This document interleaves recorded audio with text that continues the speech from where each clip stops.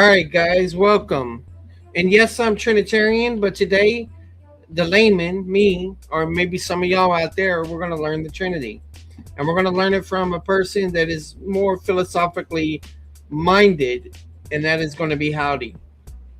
All right, I got all kinds of stuff popping up here. Go ahead, Howdy, do your thing. Well, I had a little preamble to sort of sketch out the territory. Okay. Um, so the first thing I said, what I would wanted to say was, you might recall that in a previous stream that we were on, I had told you that, well, to teach someone the Trinity would take a couple months, and so you might be wondering, like, why was I interested in having like a conversation about it if I'm suggesting that due to time constraints that wouldn't really be a possibility, but I thought it would be fruitful to give a sort of a general overview of it, sort of its desiderata, what it's trying to accomplish, as well as some of the philosophical landscape before the First Council of Nicaea that sort of influence the tools and techniques available to the audience of the New Testament authors, and then also some more contemporary philosophy. So primarily, I was interested in providing sort of a conceptual stage so people could construct different models of their own rather than giving a dogmatic analysis of my own. And really, the motivation to motivate listening to this is maybe people might be interested in understanding the historical and contemporary literature on the doctrine. So if they like pick up if you like go up to like philosophy papers and pick one out on the Trinity, you might want to understand sort of what it's trying to say, or older stuff as well. So for example, there's like upcoming debates on SFT, and it would be prudent to know what sort of scriptural data would be relevant, and like what even is like what's being disputed. And so if I am successful, I will have thrown some light on this area, and then my goal is to like remove some mystery and try to make ordinary what might be obscure for laymen. Sounds good. Okay. And then I have to give a warning that a lot of what I'm saying is simplified, and definitely will have to source primary sources to get the complete picture.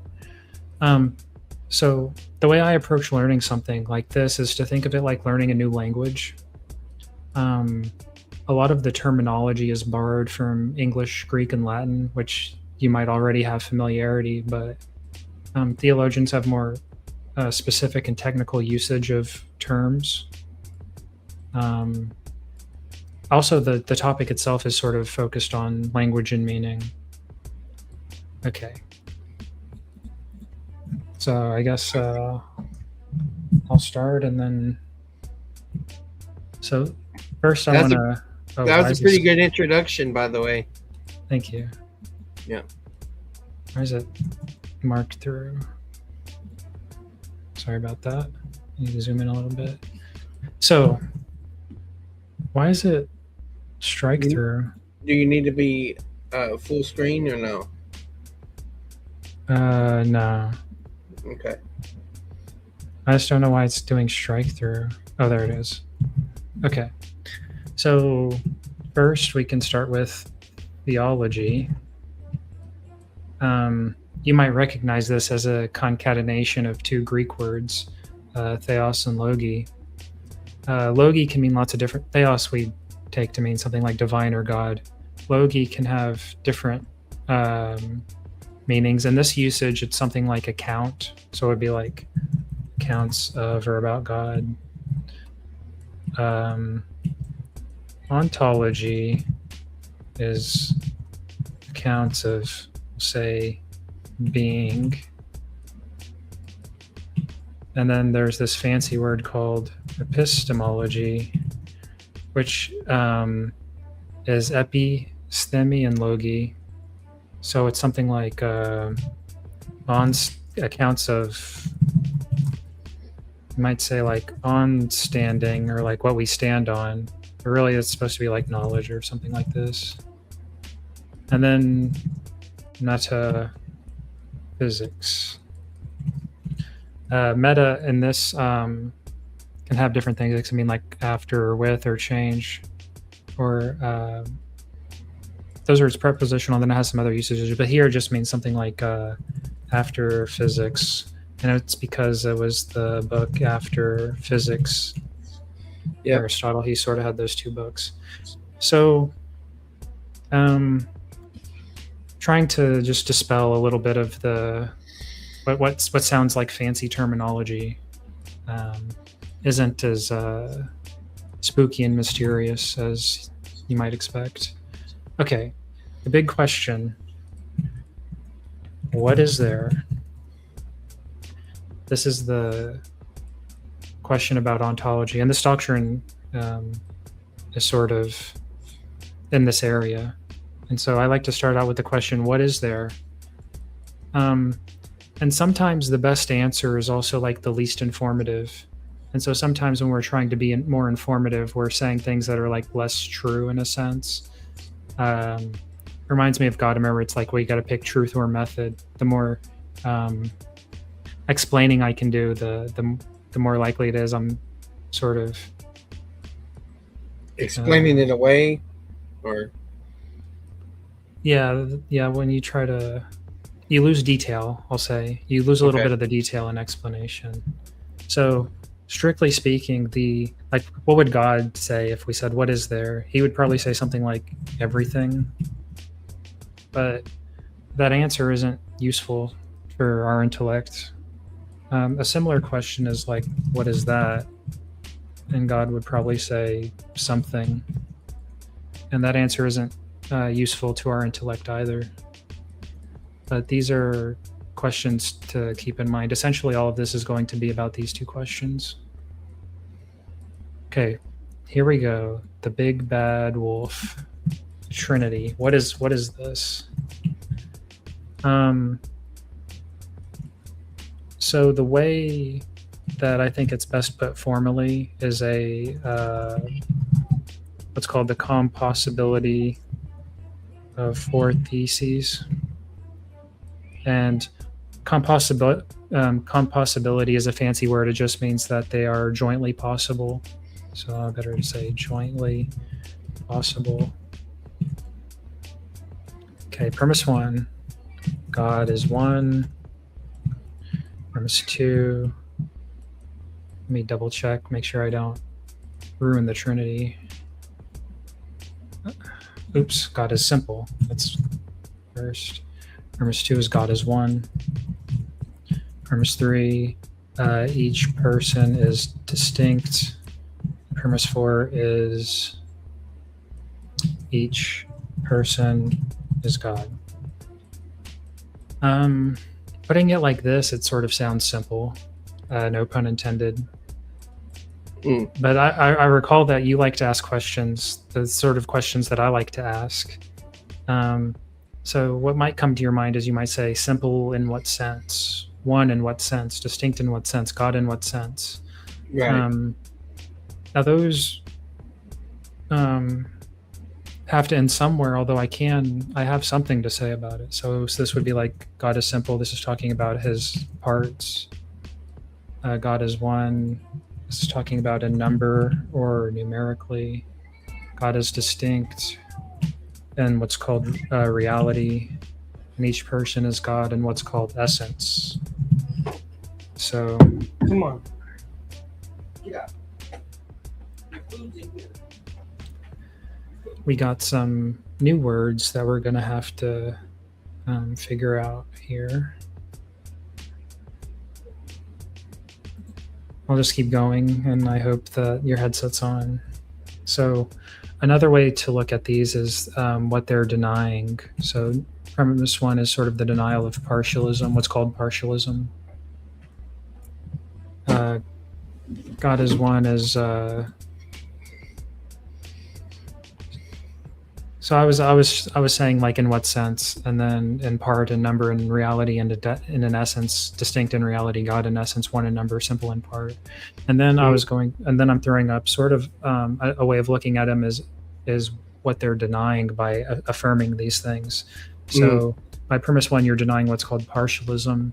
Premise two, you're denying what's called polytheism or tritheism. Premise three is the denial of what's called modalism.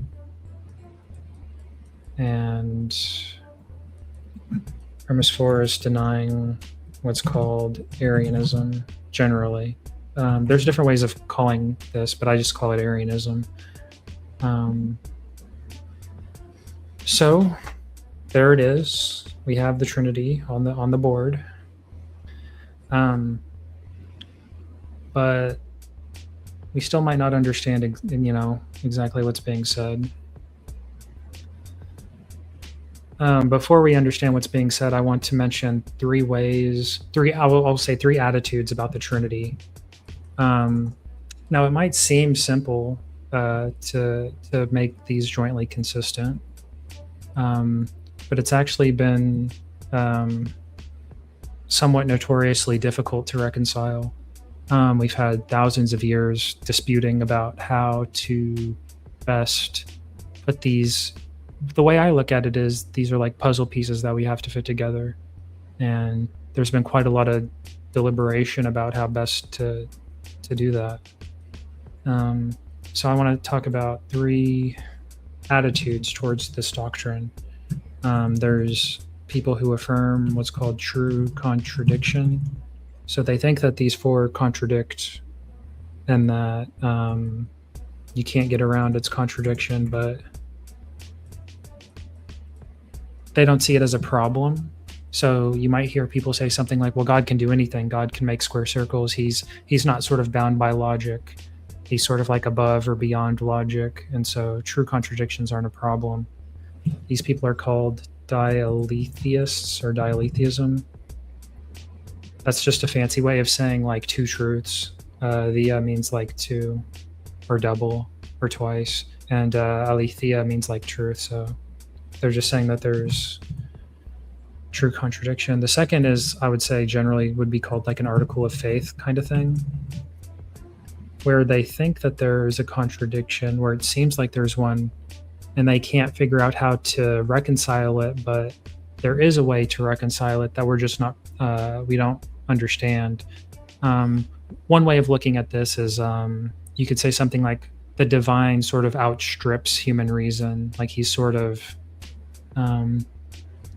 can't be apprehended by the intellect, but we can trust that there's a solution even though we haven't found it. These people would be called like Mysterian or Mysterianism. The third is the most luxurious is to provide a model. Now, when I say provide a model, I'm not saying this is what God is.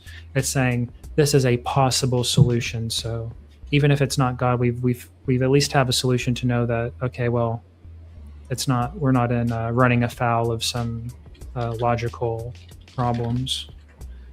And these would be called solutionism, or people who have a solution. So I guess to get you engaged, at this time, do you have a particular attitude towards this? Do you think, is it more of a mystery? Do you think there's a solution? Do you think contradiction isn't a problem for God? Well, I believe a mystery is a revelation. So it's something that's revealed. It's not something that's hidden. It's something that we can know, so, but the way they're using mystery a lot of times is, we retreat into mystery. They'll say, it's been a while, I can't remember these terms. Besides contradiction, there's a couple other terms that people use to describe it that I think R.C. Sproul uses and others. It'll come to my mind later. But no, I see the Trinity is theology. Okay, and so I differentiate exegesis and interpretation of the Bible from theology.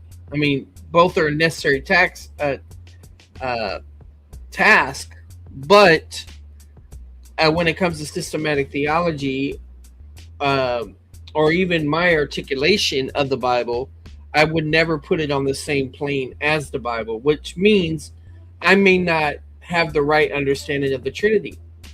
Others may not have the right understanding of the Trinity, even though they call themselves Trinitarian. I'm willing to consider the possibility that the councils and things like that didn't get everything right.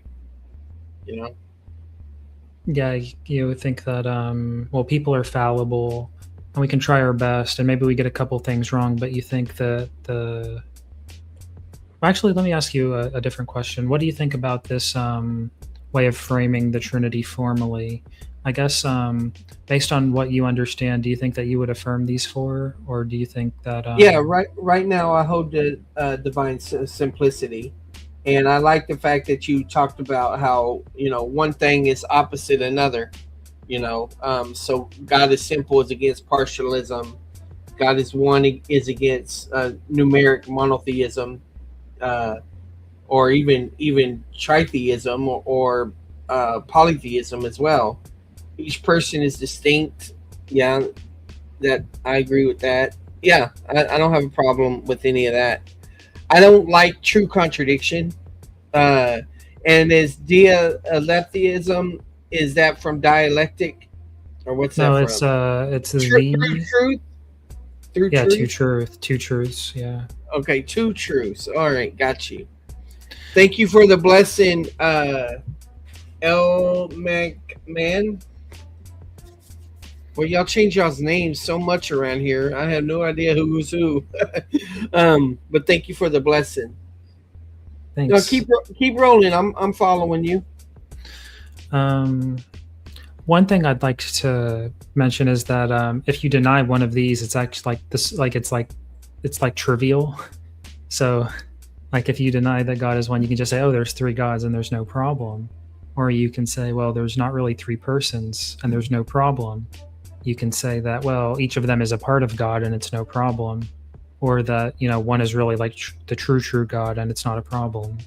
So, um, if you're a Trinitarian, you might say it's very easy to fall into heresy because, like, denying any of them, you just have like a straightforward solution with no difficulties. Usually, what's wanted most is the most difficult. And by your responses, I gauge that you're more into thinking that there's like models of the Trinity that humans can express and articulate that don't necessarily map one to one, but they do enough. And you don't think it's like ultimately a mystery. You think like we can fit these pieces of the puzzle together without seeming to make contradictions or something. Yeah, but I mean, it's just a model, and models don't have to be totally right. It's what we work with based on the information and how we're putting things together. So yeah. So I guess I can lay out the general Trinitarian, what's called, like, I would call it the project of Trinitarianism. Like, what are we doing? Like, let's say we take the third horn and we say we don't like contradiction and we don't like mystery, and we want to figure out and produce a model of the Trinity that sort of satisfies our intuitions about each of these things. So I would characterize it as what's called conceptual analysis and engineering. There's a formal definition for this. Analysis is I'll do the definition real quick. Specifies a set of conditions that are individually necessary and jointly sufficient for the application of a concept. That's a little fancy, but it's just trying to say, like, trying to give like definitions for our relevant concepts. So for instance, we might say, okay, what do we mean by is? What do we mean by person? What do we mean by God? What do we mean by this notion of simplicity and unicity and reality and distinction and essence? And the way to think about this project is trying to refine these concepts, because you might enter with a concept and maybe you have, these concepts already, but when you try to fit together, they don't fit together perfectly. And so what we can do is they're like puzzle pieces, but they're puzzle pieces that we have some control over. So if something doesn't fit together perfectly, we can sort of adjust or refine or engineer our concepts so that they can, mesh together. And that's generally the project of modeling the Trinity. And so now we're going to look at these concepts. And thanks for the jewels, L. Mark. I still don't know what they are, but thank you.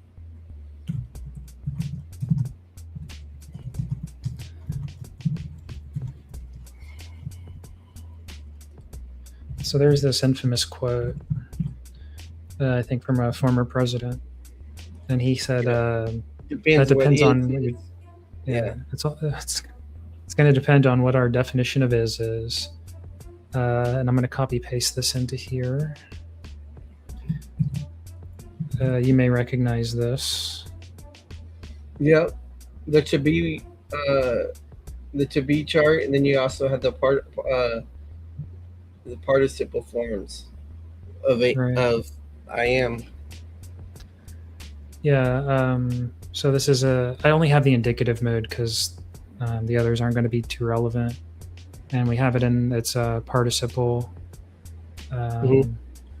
So you may recall that I had mentioned that ontology I was suggesting is something like the accounts of being, and we have this word onto, and that's I think the feminine genitive. Yeah, right there, genitive singular, ontos. Ontos, yeah, masculine genitive singular. Usa is going to come up in a second later. I'm thinking ahead. But anyways, so I'm not trying to scare away the audience, but you have some familiarity with this. I mean, we have imi. There's some, ego imi. We have esthin that comes up in places in the Bible often. Imin, like the God of us.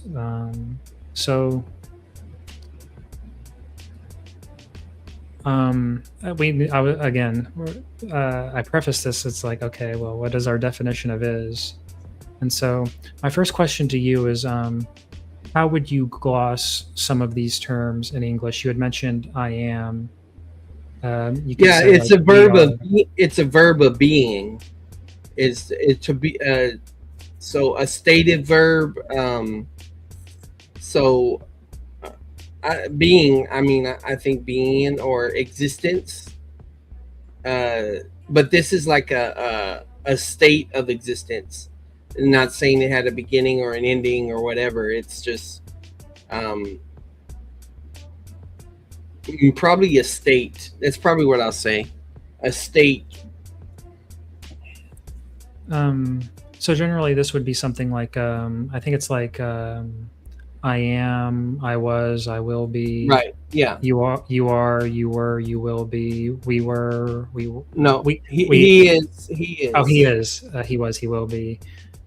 First person plural. We are. We were. We will be. Second plural. Right. You are. You were. You will be. Third. They are. They were. They will be. And the different aspects. And then we have participles of it. But first, I want to talk about. We're saying stuff like he is, they were, we are.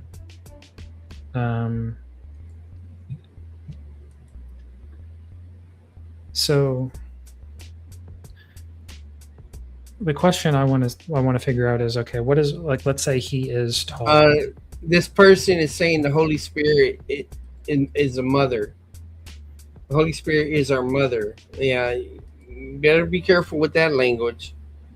But all right, go ahead. I mean, that sounds a little goofy to me, but I mean, teach Yeah, their own. So, so what is so like we have two. You could say concepts or two. yeah. Remember how we were talking This is about? a predicate. Yeah, this is a predication. Hmm. So we have to remember how we were talking about how sentences they're sort of like built with like the blocks of words. So we Hmm. have like this word he and this word tall, and the Right. question is, what is what is this doing here? Like you could say it's like a copula verb, Hmm. Which is irregular. connecting. Yeah. Um, or so sometimes is can mean equal, and other times it can mean, like you said, predication, asserting something about it, like one thing is a subset of another. Yeah, So it I is can. actually has several uses. You could say Yeah, definition, predication, description, etc., etc.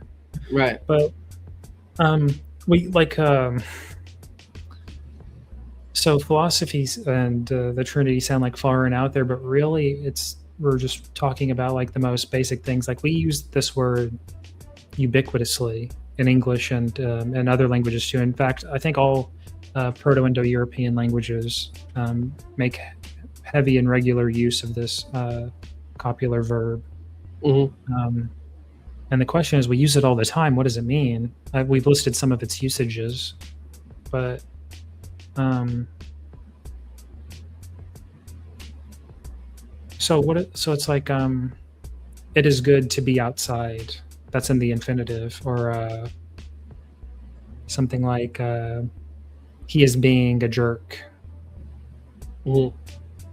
And I just want to sort of toss around sentences that we've used habitually, and I guess to ask the audiences, like, what are we trying to say? Like, what's its usage? And I mean, these are like ways of saying it, but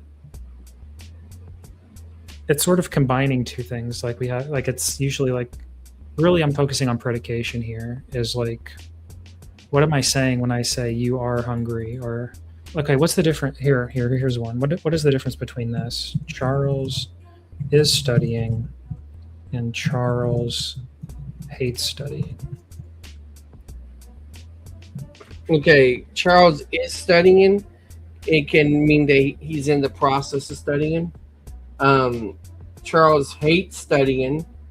That is more of an attitude. And studying is being used as a concept, even though it is an action. So Right. it's the object of what Charles hates. So so it takes you and places you into a relationship with this concept where you have an attitude about it. Right. And this places what is the relationship that you're placed into? You can call it predication, but that's just like a fancy word. Like Yeah. what do you feel about saying like what do you think how is this, because you had said okay, we can call it predication, but we're relating these two concepts in a particular kind of way. Yeah. There's a concept called procedural character. Are you familiar with that? Talk to me about it.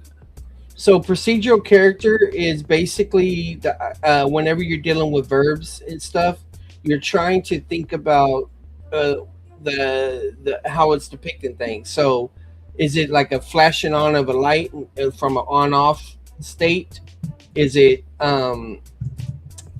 a flickering?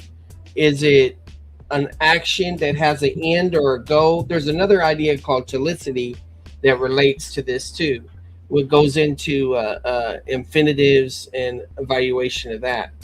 So my point is that when I say Charles is studying, that is indicating a state, but it's Hmm. also indicating a process. So you could say Charles is in the state of studying.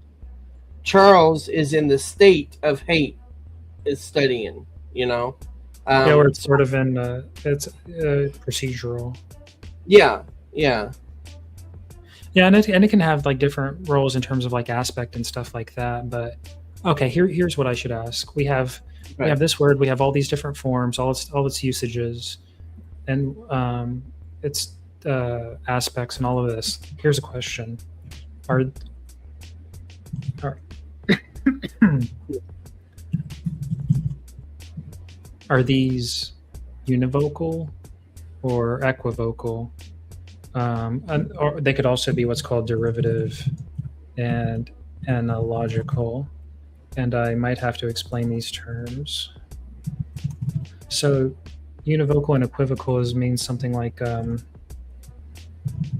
same meaning or sense Mhm. or not. Derivative and analogical is kind of hard to give a definition. I can give some examples though, like you can say he is healthy, that food is healthy, his you could say his skin is healthy, and um, these are called what are called analogical. Is they don't really mean the same thing because the food isn't healthy in the same way that the person is healthy, Right, right, but they're called but they do have something in common, namely maybe one who eats healthy food is you could right. say benefits health, or this one would be like indicative of health. My default is analogical because the moment that you put two things in a sentence with the is, you're automatically comparing two things.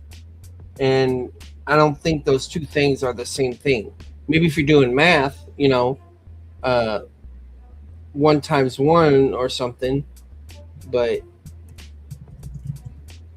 Here's the question: is and is something like uh, bat and bat, like it or depends also what sense you're using them in. Right. Yeah, water bank and money. Right. Exactly. so do you think it's something like this? You said you lean towards this. It could be Yeah, something. analogically, but it's all depending on what you make as the subject, as the object, what you're talking about, and then you're dealing with a concept called subject effectiveness, which used to be what they would use for, you know, passive voice, active voice, middle, that type of idea like that. But they've gotten more accurate to talking about how the subject affects something or is affected by it. You know, um, so yeah, I personally believe words don't have meaning; they have usage. Now, some will argue for latent meaning, but and so context determines the meaning. So Yeah, when you have you can have a one context student, like this. You could say in a sarcastic voice, "Oh, he's a good student, and he's like F student." But you could say something.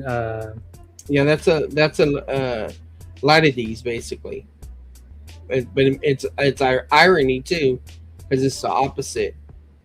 Yeah, But the tone is what you're bringing out with your voice.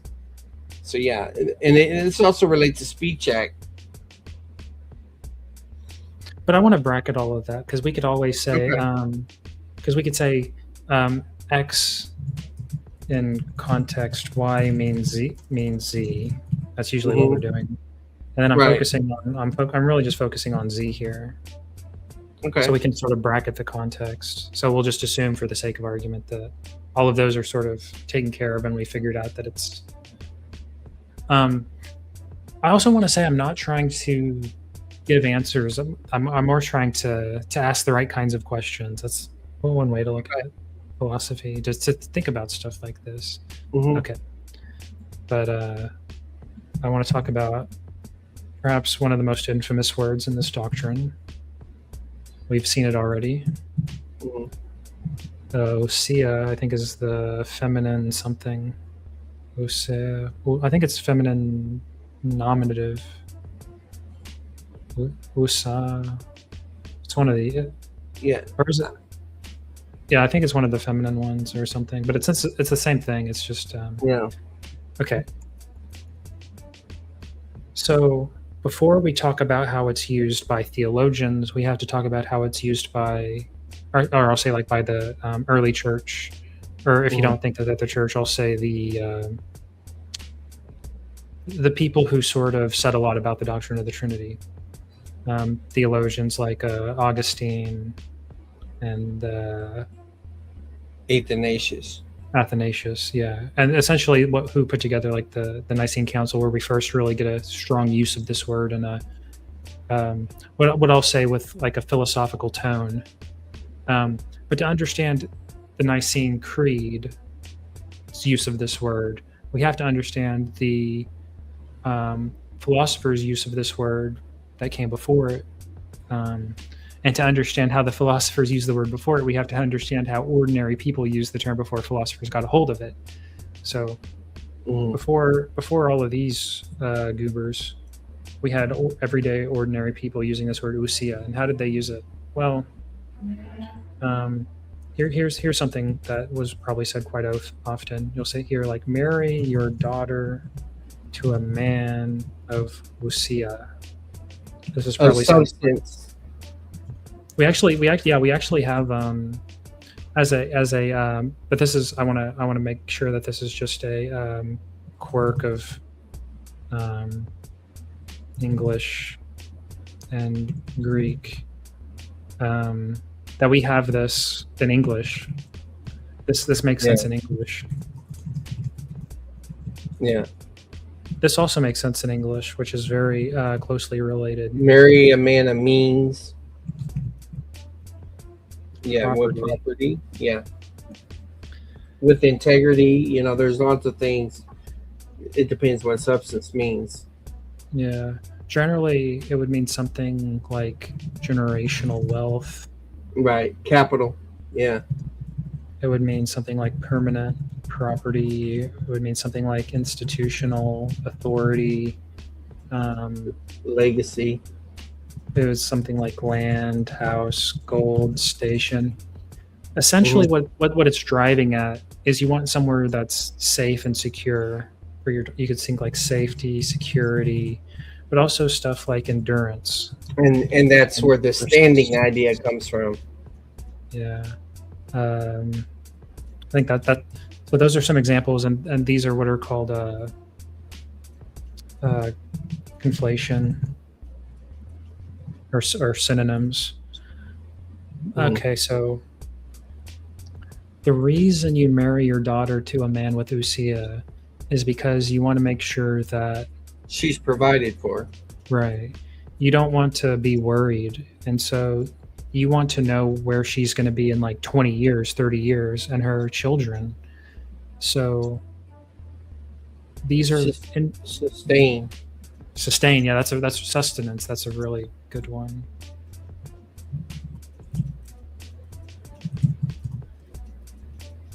I think this is actually how the gloss that the Septuagint translators give for property in some places, and I think even land in one or two places in their translation of the Tanakh. Okay. It's sort of what endures. Like, things come and go. This is contrasted with stuff like, oh, he has a lot of like food or clothes. Like, these things sort of like come and go, and they right. So you can have good things, but they're not lasting. And right. Yeah. You could even say well, anyway, this should be enough to sort of prime our intuitions.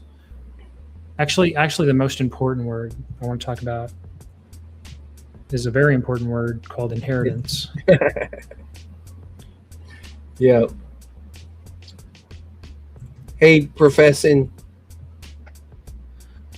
So, the first time a philosopher gets his hand on this is usually what happens in philosophy is we don't have words to express what we want to express. Like, we don't have the language to get our thoughts out.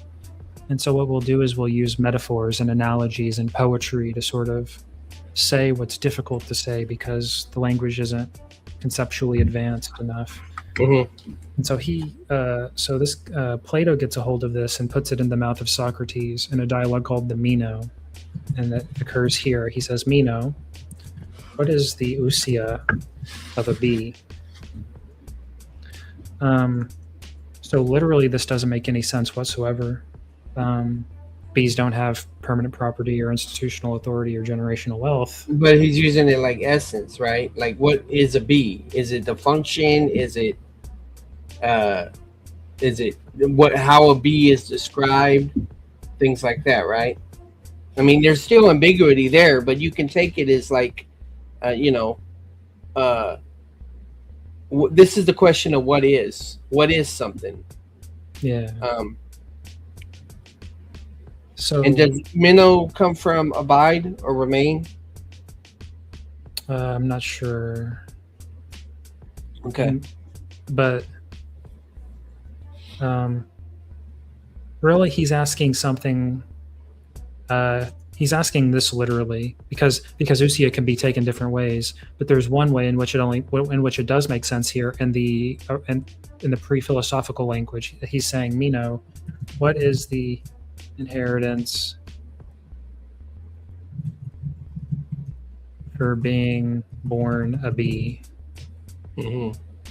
Now, this might be an interesting question to sort of cast and to throw in sort of a Christian context. You might say, what is the inheritance for being born a son of God or something like that? Yeah, that makes sense. But he's asking it about a bee. And so, like, we can try to answer this question. Like, what do you get for being born a bee? I don't know, like maybe like wings, ability, flying, production, make honey. Yeah. So this is what Meno's thinking of. He's like, I don't know, you get bee stuff. Oh, here's probably the best answer. Bee stuff. But isn't that derivative? Wait, what? I mean, what you get from being a bee, isn't that derivative? In other words, what do you derive from a bee, from being a bee? And just keep going. So here's the context. Like, why is he talking about bees? So he's actually talking about a more serious subject. He's talking about what is virtue. Mm. The most important question for Socrates.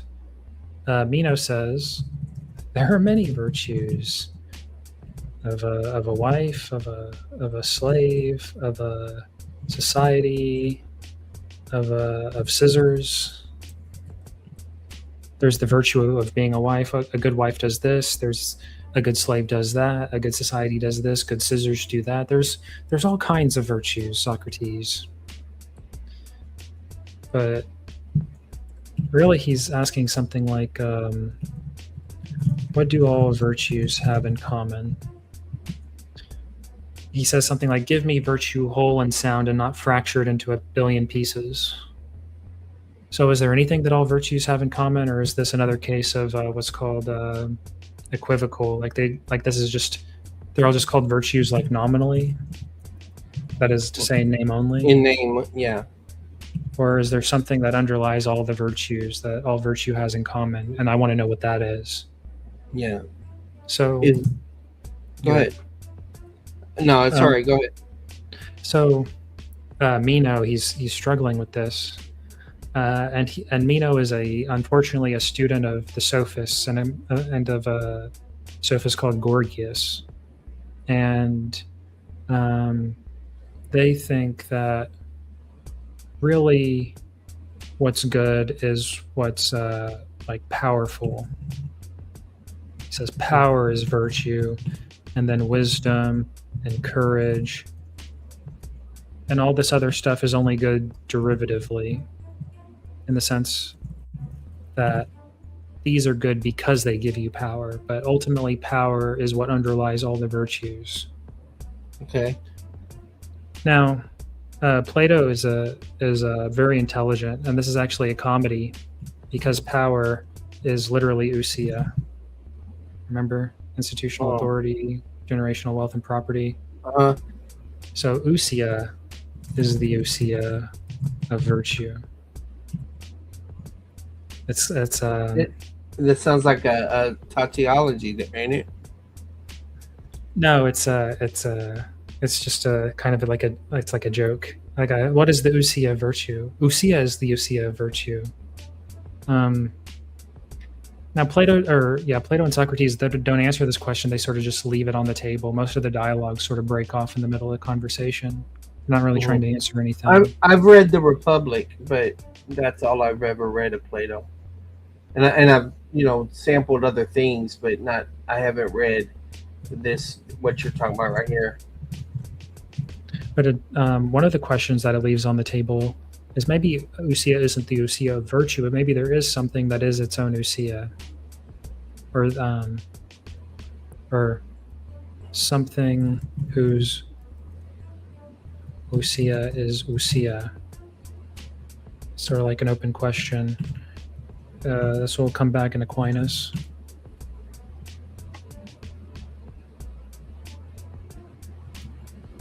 And then the next thing I want to talk about is another one of these concepts that's very important. Let's talk about reality. Mm-hmm. Reality is going to be really important. So what do we mean by reality? Well, we have two sentences here. The cows are black. We have this different sentence here. The cows seem black. So to get you back involved, what do you think about these two sentences? What do you think is well the cows are black sounds more definitive, as indicative, whereas cows seem it indicates perception, which may indicate, say, that there may have been it may be cloudy that day, and so there's a shadow casted on the cow, so they look black, right? But it doesn't mean they are black. Yeah, that's a good hit. Perception is actually important.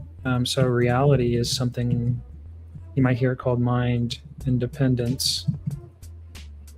A really fancy word for this is called noumena. And then we have this other word called you are in assimilation. Okay, well, are you a Christian? Because if you're in assimilation, I need to know if you are a Christian. I need to know who makes up this simulation.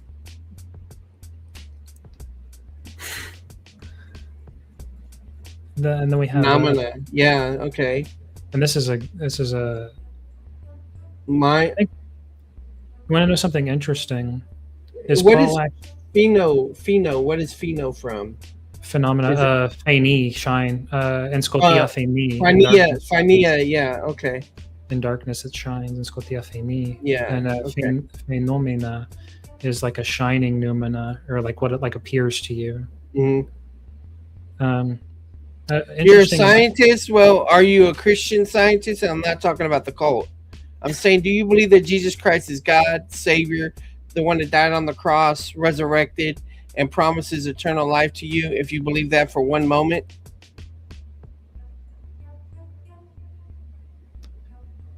I wanted to mention.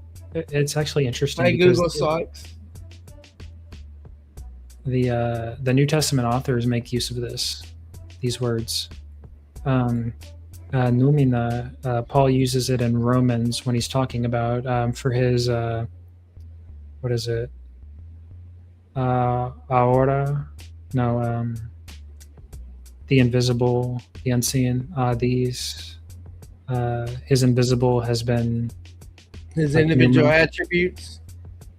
Yeah, that's it's where he's talking about that stuff. He uses noumena when he's talking about have been like apprehended, and he says his his attributes have been like I forget how I'd have to look at it, but it's something to look at later maybe. But the New Testament authors use these words as well. Mm-hmm. All right. Simple enough. So the cows seem black. Maybe there's a cloud of them. They're not black. You might say the cows are black. You might say really, or really black, maybe. But what's that mean? They're black in color.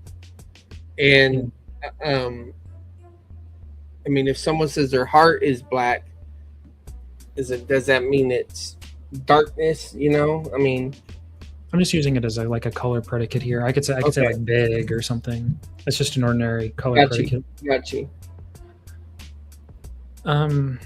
So that's cool. Like things can appear as not what they are. Okay, we're all accustomed to that, and so we can distinguish the way things appear from how the things really are. How they really are, we call reality, or independent of how they're perceived. Or another thing you might see is called the thing in itself. It's called the Ding an sich. These are all from Kant. He uses phenomena noumena and this kind of stuff. He talks about this a lot. But okay, we have reality, but we have a problem with reality. Here's a problem. You might have heard this saying. It's a Yiddish saying. At night, Yeah. all cows are black. This is, I think, a Yiddish proverb. Mm. We also have a more fancy way of saying this. Man is the measure of all things. This is by Gorgias, who's a sophist. So they're they're trying to tear down the wall between appearance and reality. Maybe appearance is reality. Perception is reality. Yeah. W.I. Thomas. So here's a question. We have Adam, and he says, the breeze is cold. And let's say he's walking around in Eden with Eve.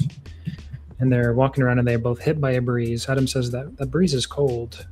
And Eve says the breeze is warm. So we kind of have a problem here. Well, one is cold natured and the other's warm natured. That's how people would say it. You're saying the persons are natured or the breeze is natured? The person. Okay. So we have 4 options here. The breeze seems cold. Yeah. Go ahead.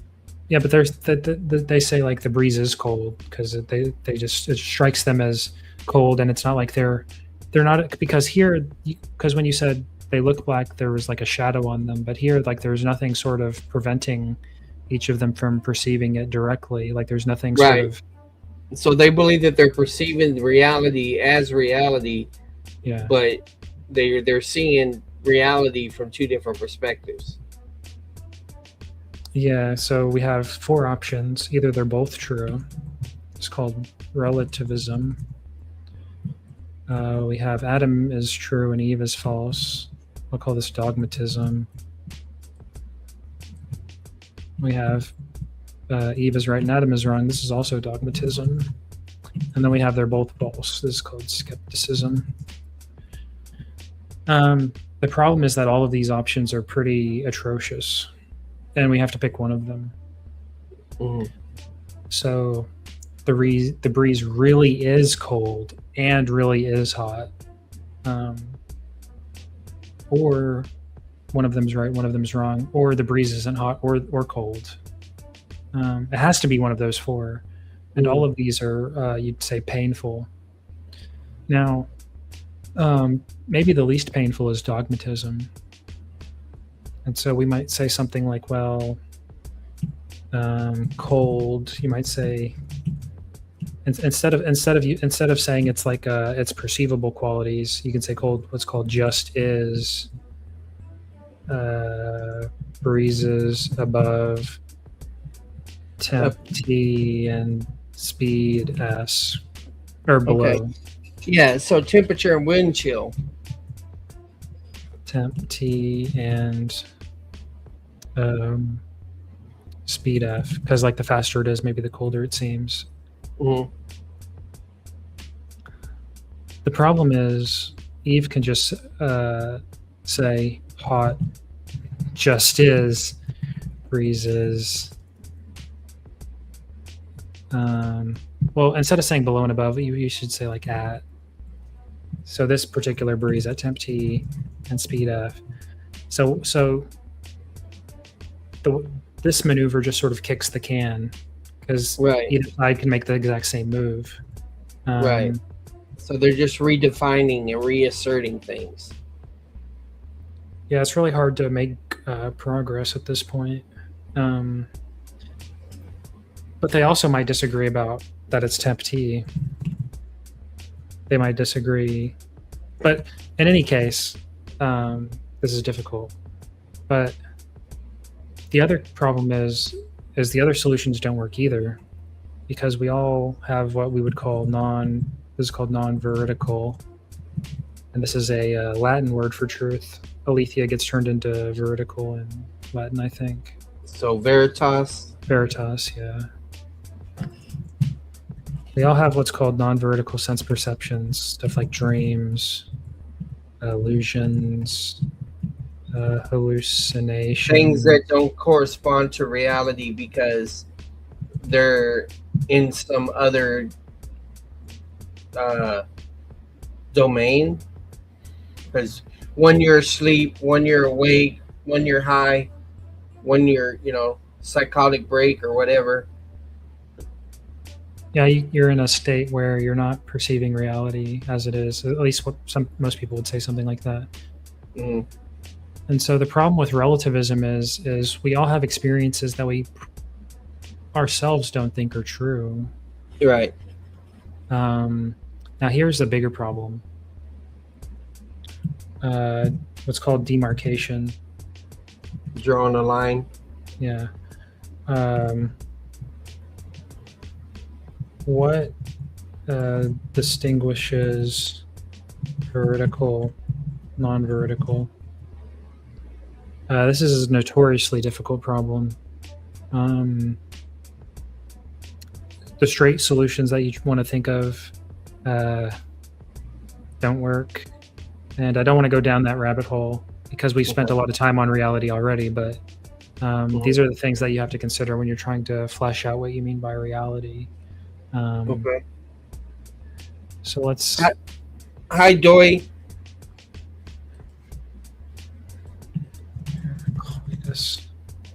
Okay. So before we get to the Trinity, we talked about ousia and we talked about what did we talk about? And reality and is, a little bit about is. Mm-hmm. Now there's two people we have to talk about to understand how theologians explicating the Trinity use terminology. And to understand how they're using terminology, we have to understand how Aristotle and Plato use it. And to understand that, I have to go one step back, and I'll try to go through it quickly, to what's called pre-Socratic philosophers. There's two people we got to talk about. There's a guy called Heraclitus. He says, man cannot step the same river twice. Mm-hmm. For it is not the same river, he is not the same man. So this is used in time travel stuff. So this is a pre-Socratic philosopher, and what he does is he looks at the word. This guy's also very important for doctrine of logos. This is where first philosopher usage of that term. Elsewhere just means like word or saying or something, or like story or something else. But for now, what do we think about this? Well, he's looking at the world, and he notices that everything in the world is changing. Changing, yeah. Including himself. Yeah. So we have this problem: change plus identity equals contradiction. So this is a problem. His solution is dialetheism, one of the earliest. He's like, yep, it is and isn't. He thinks so he says like the logos is what binds contradictions together. So like sometimes you're sleeping, sometimes you're not sleeping. How is that possible? well, the logos binds all things, and they accord an account with this rational Rational principle. Yeah. Yeah. that permeates the cosmos. Yeah. That's his solution to this problem of change in identity. So what is the problem? Again, you might think you have a simple solution. You might say, so like, let's say Adam is sleeping, Adam is not sleeping. You put them together, that's a contradiction. Oh, you might think, oh, this is easy. We say Adam at T0 is sleeping. Adam at T1 is not sleeping. And then you wipe your hands and you go home. Unfortunately, for these to be true, Adam at T0 is not Adam at T1. So we're back in the same river. And it doesn't matter if you throw the temporal index to sleeping or not or anything else, it's the same problem. Well, we're sort of stuck in the river and changing. But here's the problem with this. You could say P1, everything is change. P2, P1 is everything is changing, right? P2, P1 is changing. All it can do is change from changing to not changing. So everything is not changing. So what we have here is like a snake eating its own tail. And we have no solution. And we have a bigger problem. We're just getting started on the problem. The biggest problem is this. What if Adam, instead of saying at T0, I just say at W, where W could be anything. Like maybe it's raining instead of not raining, or maybe he's hungry instead of not hungry. It's some other sense. Yeah, Adam at, we'll say world one. But all I mean by world is just like something's different. Like there's a maybe it's one less degree, or in a million galaxies away, one of the particles is moving in a little bit different direction. Here's one. Here's the problem. Adam says just and thinks J. Adam, I say at W prime, says just and thinks J star. So the biggest problem is if we cannot step into the same river twice, this is the skeptical problem. Man cannot step into the same thought twice. So maybe we can't even have the same thought twice. So maybe when I say just or God or any concept, when I think of it, maybe I'm thinking of this concept at this time, but in a different circumstance, I think about it again and I think of something else. So this is the biggest problem because it makes rationality impossible. Because to be rational is to do what's called inferencing. And to do inferencing, you do something like P1, P and not P, or P and Q, conclusion 1, therefore P. Whenever you're doing an inference like this, you move from one thought to another. But when you make this move, for this to hold, the P in P1 has to be identical to the P in C1. But if the P in C1 is P star, this is invalid. So if our concepts are changing all the time, then reasoning is impossible. So this is like the worst case scenario. So that's Heraclitus, and we need one more guy to talk about. The other heavy hitter is this guy called Parmenides. Isn't he the one that about the spark or whatever? I'm not sure. He has like a poem on being. We don't have much of his works directly. We have fragments of his poem and then people talking about him. Okay. I don't want to because I'm wasting a lot of time, but it's important. But I want to like run through this. So I want to talk about in his poem. Well,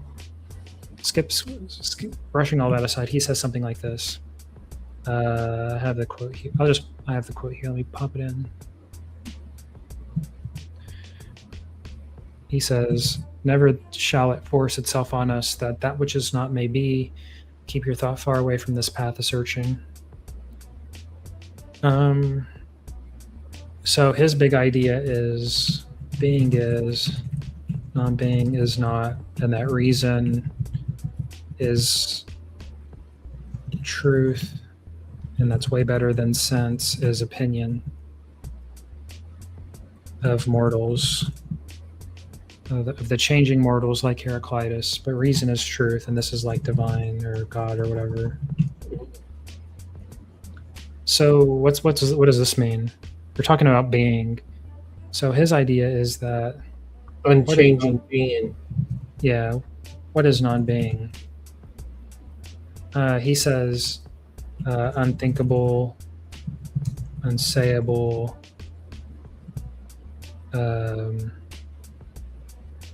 It's just we can't talk about it. He says non-being is not.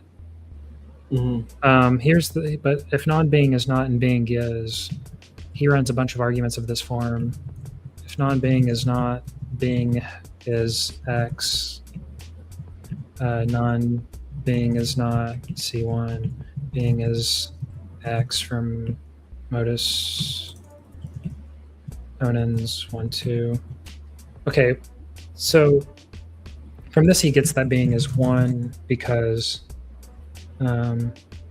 if being is divided, it's divided by being or non-being, but it can't be divided by non-being, but it can't be divided by itself either because like let's say you have like a red circle and you try to draw a line through it with the same color red.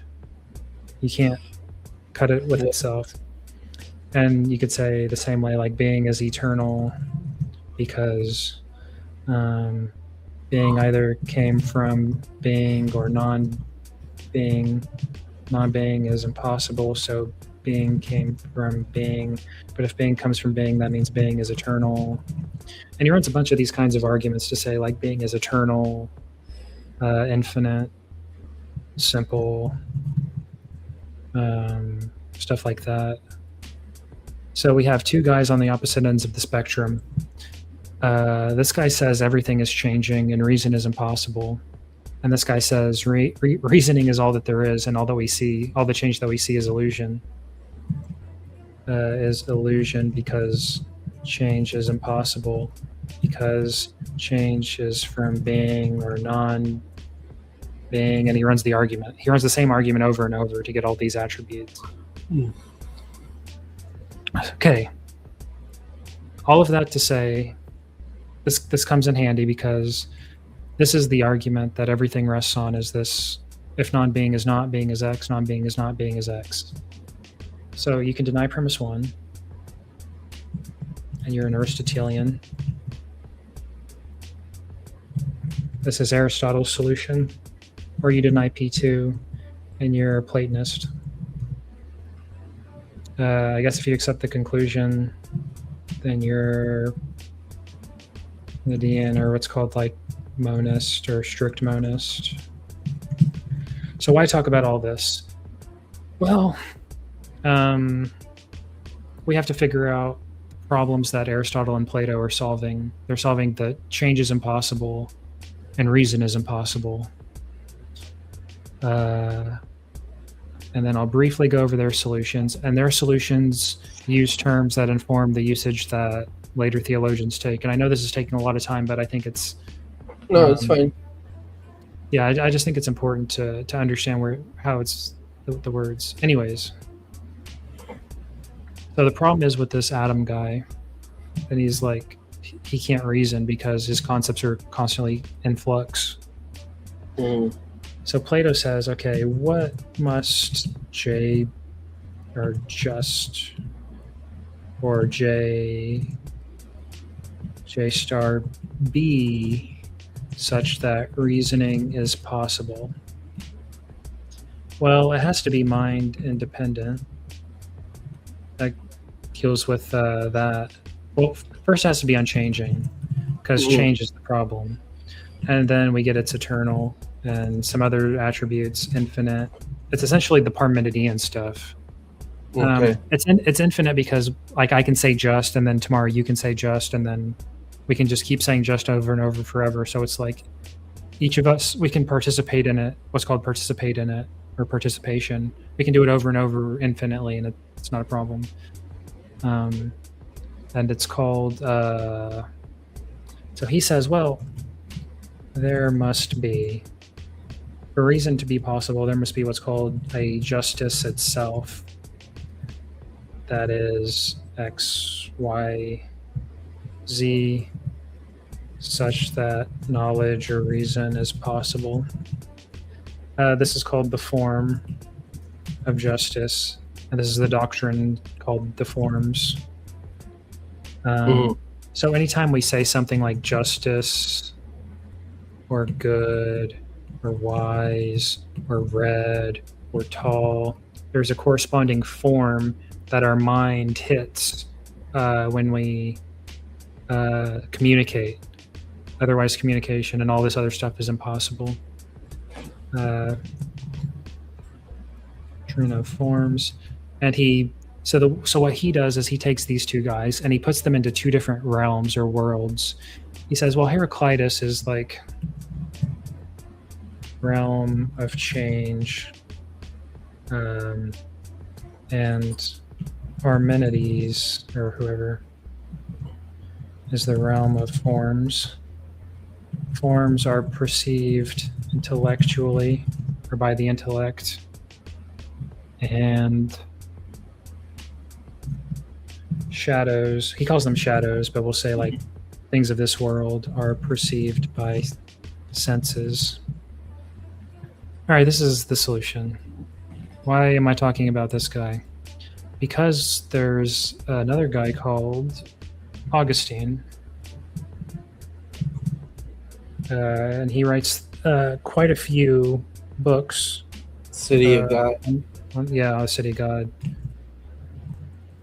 An important book in explicating the Trinity called De Trinitate.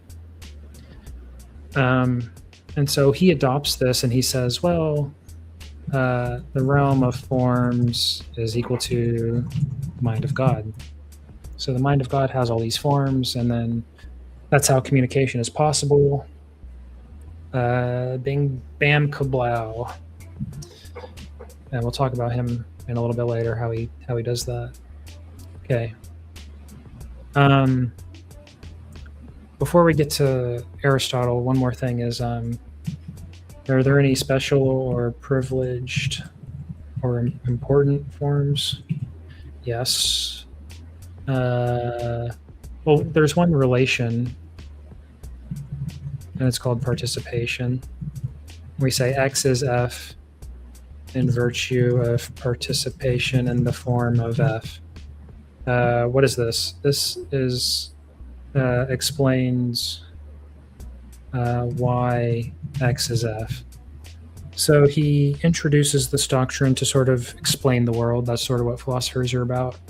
He says, well, if Charles is big, or he's smart, or he's white, or he's sitting, then he's participating in all of these forms. Sounds kind of crazy, but sometimes, like, if the problem is bad enough, you have to go to some far stuff to fix it. Anyway, he has this form called the form of the good, and this is going to come back to bite us very often. It's also called the one.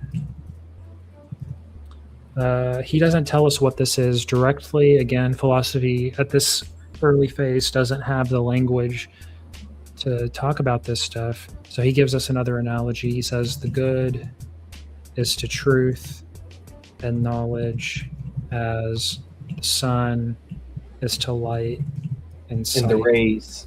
Okay, yeah.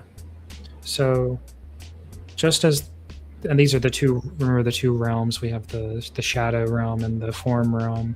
So the sun is in the shadow realm giving light and sight, But in the intelligible realm, the good is what provides truth and knowledge to the intellects. Also have this. I don't know how much it'll come up, but he has also this little thing about the divided line where this is one of the first philosophical usages of pistis as well. Well, I'll say the first formal epistemological usage of the word belief or pistis.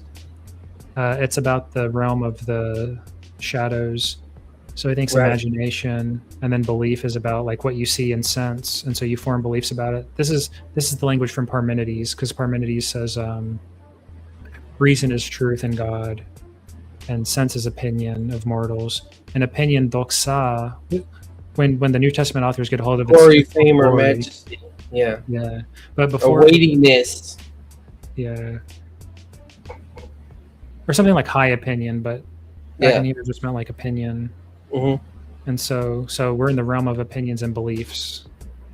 And he thought the realm of the forms is where you go to thought and then understanding, the anoia and the noesis. I think some New Testament authors use this, although like sparsely. It's not very common. And this is how he thinks humans reason. Well, to understand something, first you need the word that you're trying to understand. Then you need the definition of it to analyze it. Then you need the image of it. And he doesn't mean the image like drawn on a, like, for example, his example is circle. We have the word circle. Then we have the definition. You might say, I don't know the definition. You could say,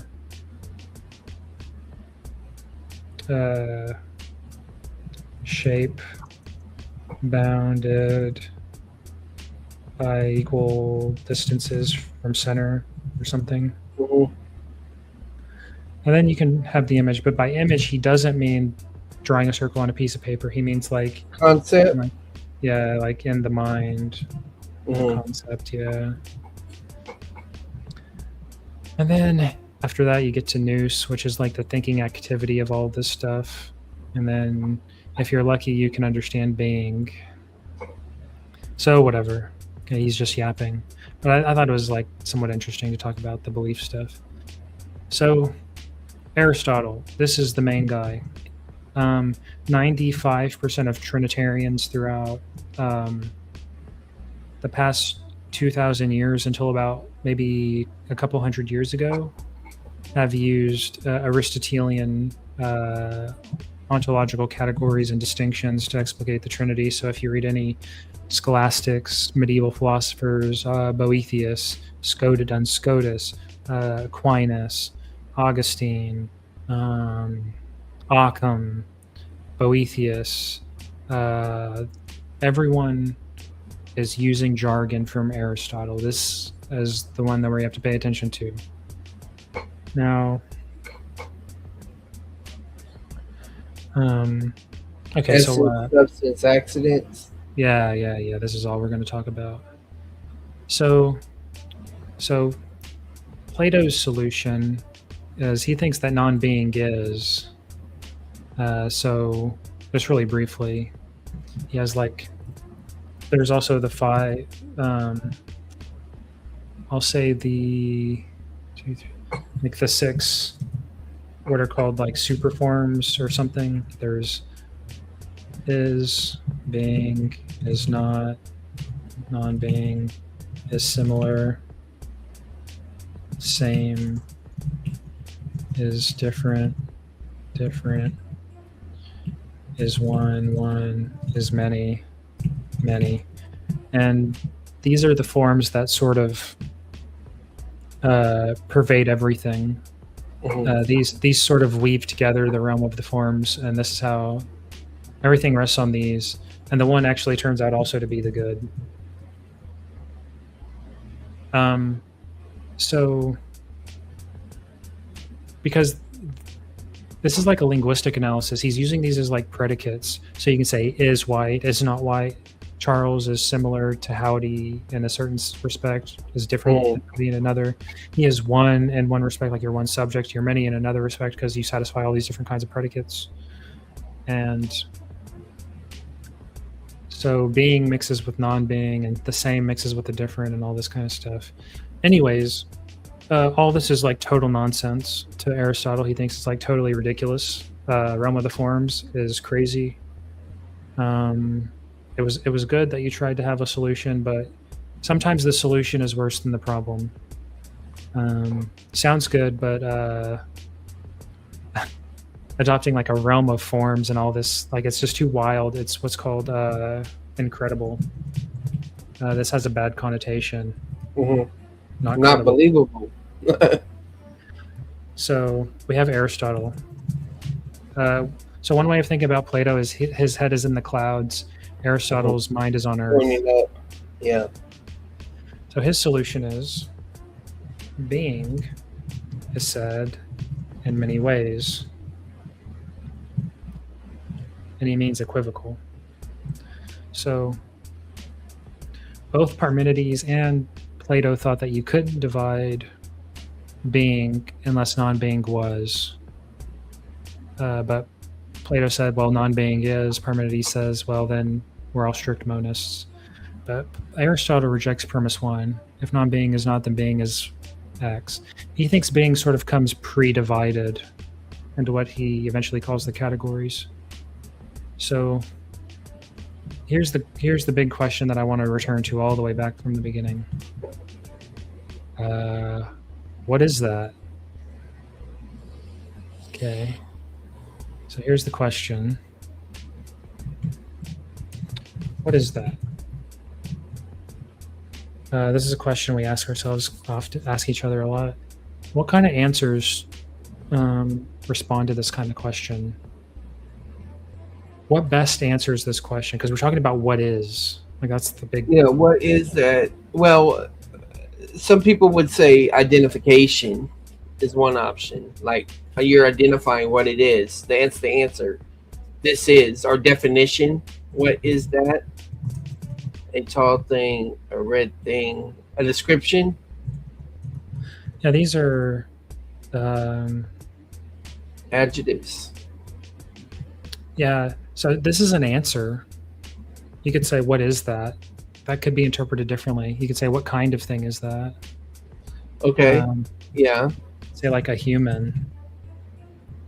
But really, the best answer, Aristotle thinks, is what's called primary substance or individual substance.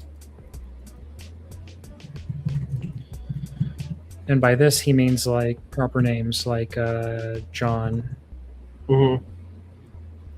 So, what best? So, like, let's say I told you I had something in my pocket, and you say, "Well, what is it?" And I say, "Well, it's hard." That doesn't really answer the question in the way that you want. But if I said my keys, that sort of satisfies you, where you're not asking any more questions. But if you ask other sorts of questions, you still need more. But if you give an answer that's what's called a primary or an individual, you're sort of satisfied. Okay. So here are the marks of substance. It's what is the subject, you can say, of predication. It's individual. It's independent. It's what's called not said of and not present in. And those are technical terms that I can explain. I'll explain all this in a second. No contrary, but it subsists contraries. It has no degree and subsists degrees. Okay. What does all this mean? Well, you've done some language, so you know what a subject is. And I just explained what an individual was. The two relations are difficult, but we can talk about contrary and degree and subsistence. So what you need to remember is substances subsist, accidents and accidents in here. The word inheritance in here in substances. So these are the two relations between these two. So when you're reading someone either today or 1,000 years ago, and they're talking about subsistence or what's called inherence. They're talking about these two things: substances and accidents and their relations to each other. Okay, what does this mean? First, let's talk about contraries and degrees. So there's a contrary to hot, it's called cold. There's a contrary to sleeping, it's called being awake. There's a contrary to tall, it's called short. So some predicates have contraries, and some predicates come in degrees. Okay. Now, I don't want to list all these, but you can sort of get your head around this. Now, he wants to say substances subsist these things. So the mark of a substance is it can subsist. If I say subsist contraries, it means like be hot at one time and cold at another. So hot can't be cold and cold can't be hot, but a substance can be hot and cold at another time by subsisting them. You could think of it as what remains or what underlies, or it's called substance. It's like what stands under, and that's the term that the Greeks use when they're talking about the Trinity. Then when they say hypostasis, it means understanding the substance, what stands under. So I'll say stands under substance or hypostasis. So Charles is what stands under being a human or being two-footed under the category. Yeah. So what's interesting about Charles or any individual subject is that you don't have a contrary. There's not like a not Charles out there, or like a there's, and you don't come in degrees. Like you're not more Charles. I mean, we say that metaphorically, but literally you're not more Charles at one time than you are at another, and you're not Charles at one time and Charles at another. You're what's called subsistent. You stand under all of the predicates. You're the subject. If you're doing the linguistic analysis, you're the subject. And the thing is, you can invert it. I can say like that two-handed thing is Charles, but that's sort of like what's called a you could say like informal predication. That's like you can do that, but that's not the way. That's sort of like the it's not really like a wrong way. It's just not the way that he means when he means subject. It's sort of like the natural subject. You're the natural subject. Okay. Well, let me get a heartburn pill real quick.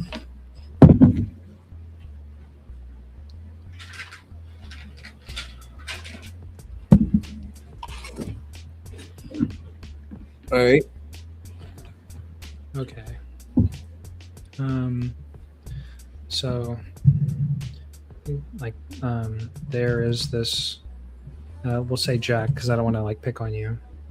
And he sort of. Here's the image that you want in your head. You say like moves through time, subsisting stuff like eating, sleeping, dancing, being, or shirted, armed, like all of these, like all of the predications that you ascribe, you're ascribing it to the subject, and the subject sort of subsists all these predications. That's the general idea. Okay. So how do we say this formally? Well, there's four relations. There's the set of, which is a universal. And then there's not set of, which is an accident.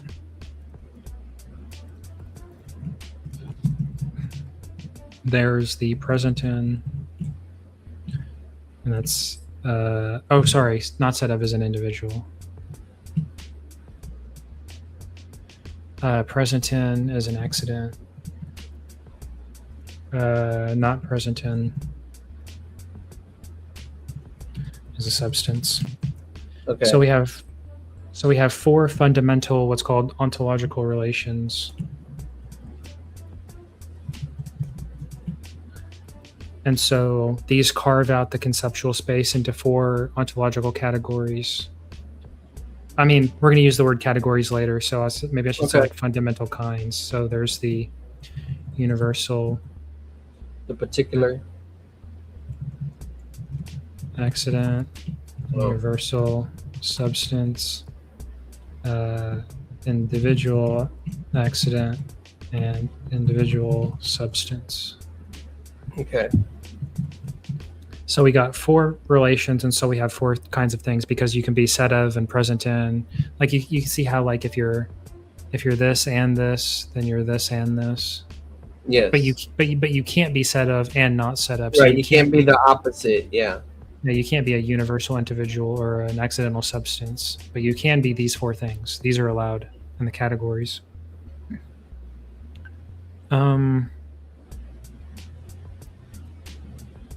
So the universal substance is like a natural kind, like human. Individual substance is like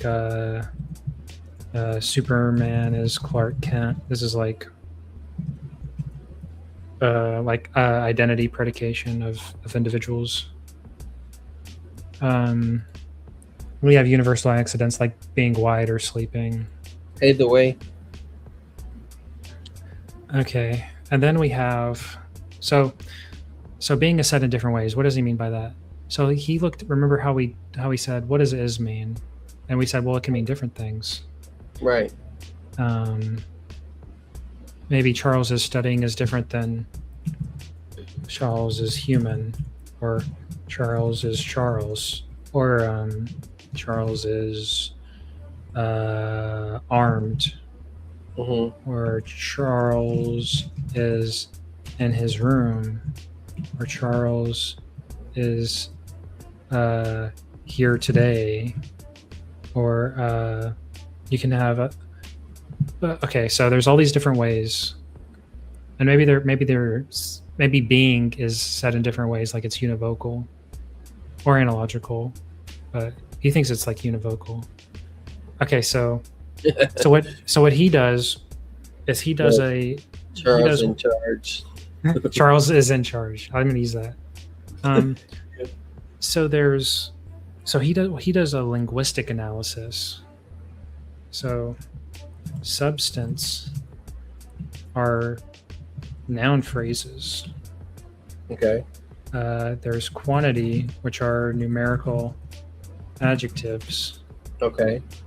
Quality, which are descriptive adjectives. He has relations, which are relational. Preposition. Yeah. And then he has place, which is prepositional phrase. Time, he uses them like adverbial. Yeah.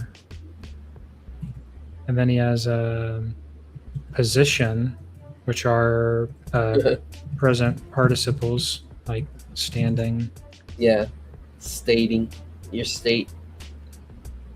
There's no state is past participles. Okay.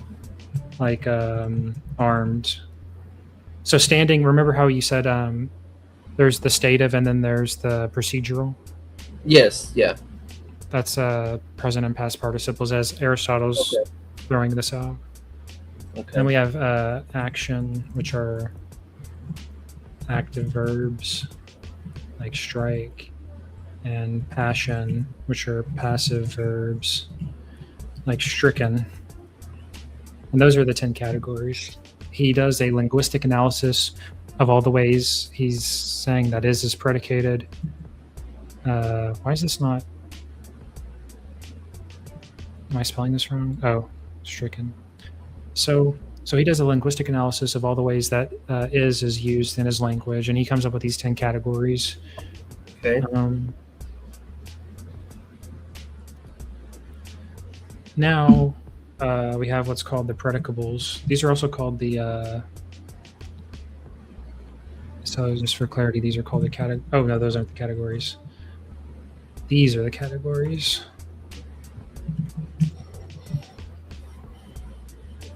Ten of those. All you have to remember: 4, 4, 10, 5. 4, 4, 10, 5. Yeah, 4 relations, 4 things, 4 categories, and then categories are in the Latin. They translated this. If you read Latin, they'll say they call these predicaments.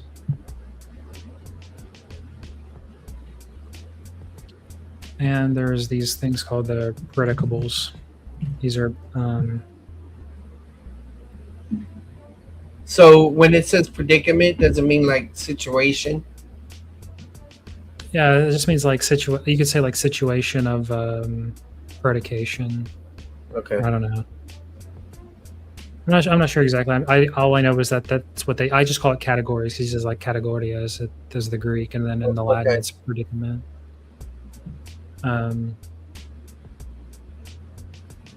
So the predicables are what you could think of like kinds of universals, because we sort of like we can sort of understand substance. Yeah, there's a subset. Yeah, universals are a little bit tricky. So there's 5 kinds. There's what's called the genus, and this is like that's the big group, right? Yeah. Thing is, predical of species. I'm going to give the technical definitions, and then I can riff on them. Then there's species. What I think is different in number, accident. There's difference. What a thing is divides species and genus, and then property. Not what a thing is common. Well, all species, or I'll say I'm gonna use a. I'll say W a thing is Wadi. This is not Wadi, not what a thing is, but it's common in species only that species. Then we have accident, not Wadi. Contingently present in individual or member of a species. Okay, so here's the way I like to say it: is what makes a good definition? For example, this is actually important in all kinds of areas. What is salvation?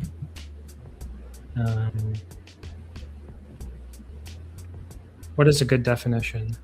What if I say it's inheritance, or I say it's some other word? If you use just one word, you could say X, Y, or Z. This is just conflation. You're just saying words that it's similar to, or you could say salvation is when God saves. Like oh man, why am I blanking? When who are the people that saved Paul? Like you could or you could just give examples. You could okay, let me do it like this. Give a word. Inflation. Give examples. Exemplification. No, that's wrong. Examples is usages. Yeah. You could give a word or give examples. Reference. Or you could or by negation, or saying what it's not. Negation. Conflation. There's a Asian word for giving examples, but I just forgot what it is. It might be exemplification, but is it ideation? I would say exemplification for now. These are all bad. Soulful Cypher is asking, what about Paul? There was like some people who say Paul said they saved my soul. Oh. He's like, and he uses like sozo or soteria or something. That word happens like everywhere in the Bible, but for some reason I'm blanking on all the examples. But it's like all over the Old Testament where they're like saving from like being put to the sword or all kinds of bad stuff. But those would be examples. But these are non-informative. A good definition is a genus with a differentia. So a human is a rational animal. And you can argue with this definition, but it's still a good definition, even if it's wrong. So a human is being defined is a differentia genus. This is a good definition because it's hard to explain why it's informative, but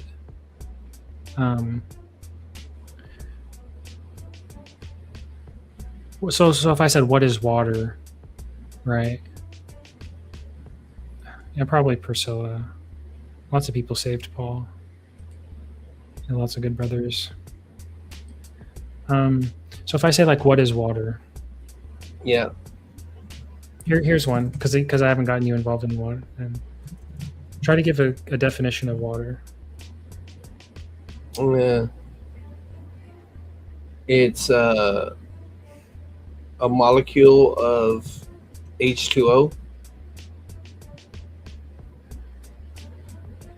Well, this is identity, so it's not a good definition. This Okay. is like saying I'm saying like you're saying like I'm saying who's Superman, and you're saying Superman's Clark Kent. But Water is a liquid. Yes. And you want to differentiate that can transform or change into a gas or solid. So this is a bad definition because it doesn't differentiate between other liquids. So hydrogen or any element. Oh, okay. Any element satisfies that criteria. So you would have to say water is H2O, an H2O liquid that before chemistry, because people were using the word water before the year whatever 19 whatever. So okay. So put yourself in the Hebrew mindset when talking about I don't want to say water is wet because I know that's the thing, but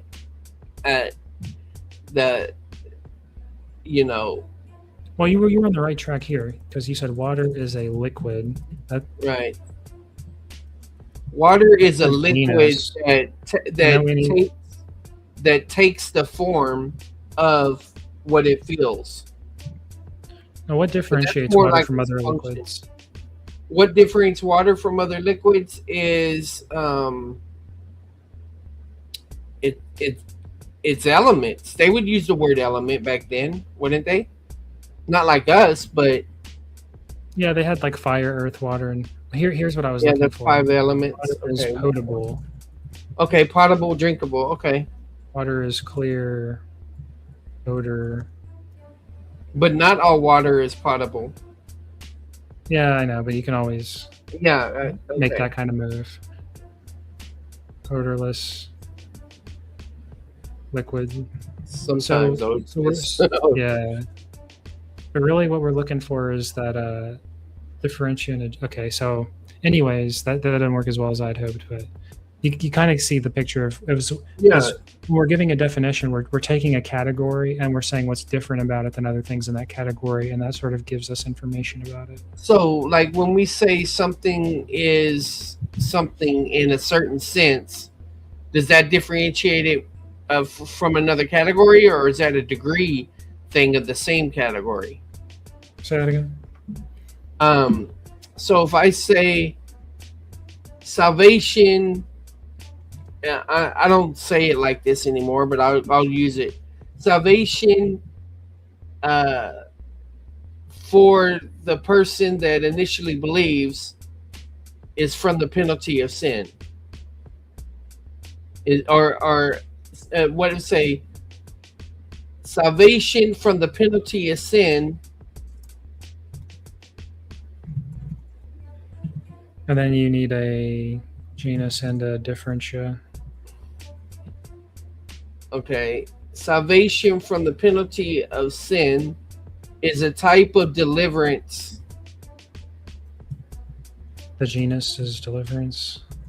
Yeah. And then what Which distinguishes it the from same other? thing as salvation is a deliverance from salvation for the penalty of sin is a deliverance from judgment. That actually works because you have the genus deliverance. You can be delivered from all sorts of things, but when you're delivered from judgment, a particular kind of deliverance. So that actually works as a definition. Okay. Sometimes people think that they're giving definitions in the other cases, but They're technically, really descriptions. well, they're just not definitions. So I could say like I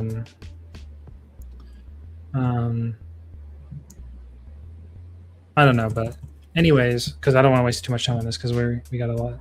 So we have the predicables. Okay, so we have genus, species, and difference, and we sort of got that, and we have property and accident. So, oh, and when we say genus, one thing you'll notice is that we can genus differentia into species. So it's the general form is a species is a Subset. Yeah. Is a genus that is differentiated. And so we have species, genus, and difference. But here's the thing: once you have that species, you can do you can do it over again.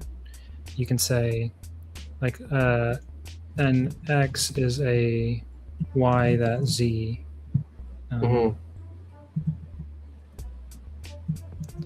Then we can say an A is a B. No, an A is an. We're going from the particular to a big category, and then we're talking about the difference between the two. This is called specification, because when you differentiate it, I can say water is a potable liquid, and then I can say ice is a water at a certain temperature, and that would be a specification. That's what we do when we say in what sense we're specifying, because it's like sometimes like. Right.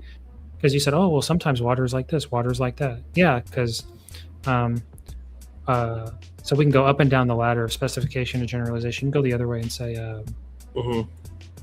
and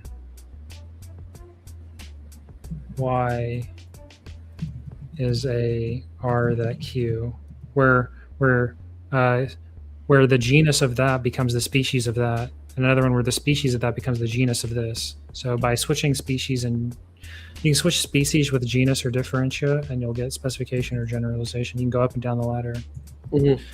So you can say Socrates is a human. Human is a rational animal. Animal is a embodied soul, as opposed to like angels or whatever. And then, an embodied a living thing is a extended, and then you just keep going up, and then you can get more and more general. This is also called abstraction. Yeah, the ladder of abstraction. It's another way, yeah. Or specification. And so how he got these categories is he was just taking like random sentences and doing this. This is what's called analysis. Remember when I mentioned conceptual analysis earlier? That's what this is. It's essentially running the who, what, when, where, why questions almost through, Yeah. Like when you got a topic. And so he just took random words and he climbed up and down the ladders, and he said that he got up to these 10. These are and they ended up being like features or functions of his language. Okay. So that's Aristotle. I think that is some special words here. Is the biggest or most general genus is called the Summa Genera. If you read this is just in case you ever read Theologia. Yeah. Yeah. But Summa Genera or most specified species is called the infra species. So if you're reading the Latins and they use these words, now you know they're talking about. And so that these are also the summa genera. Okay. Just so we better understand the language that they're using. Okay, so here's so this is the end of the story of pre-Christian philosophy. Now Christians run into this problem of the Trinity. Not really a problem, but just like something to do. And they want to make this to work in the way that I just described by conceptual analysis about these terms to get all this to fit together like a puzzle. And this was their tool belt. I see your point about the grammar. Would you call it the grammar, the grammar of the Trinity, or grammar of theology, or something like that? I could say like the philosophy of Trinitarians or something. I would say all of this is Greek philosophy used by Trinitarians. So one way to look at it is Aquinas says something like God gave special revelation through prophets, Jesus, whatever, and then but there are gaps to fill in, and then we use natural, you might say theology, but it's like natural reason or philosophy to fill in the gaps. So that's how a lot of people approached it, is, okay, we have this revelation from God. How do we make sense of it with our human reason? Well, maybe human reason just is philosophy. And then, so they took the tool belt. So Aristotle, he's just like, okay, this is like something you can use.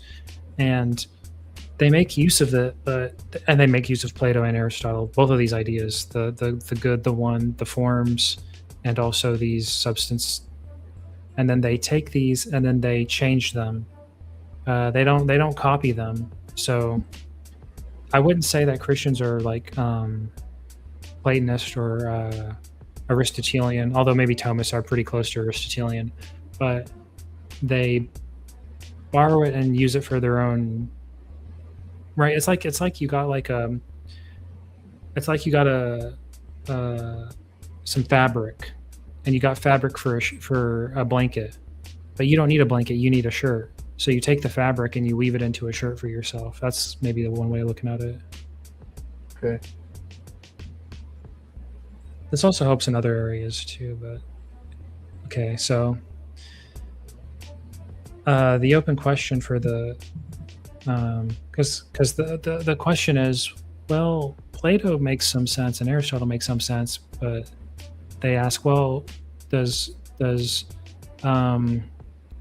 here's what the Christians do is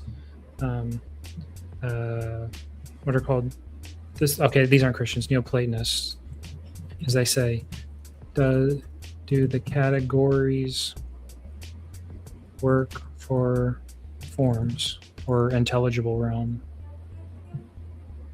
Because Aristotle wanted to smush everything down into this world because he thought the realm of the forms was like goofy nonsense. But here's the thing. If you're a Christian, we are okay with another realm. Right. No problem.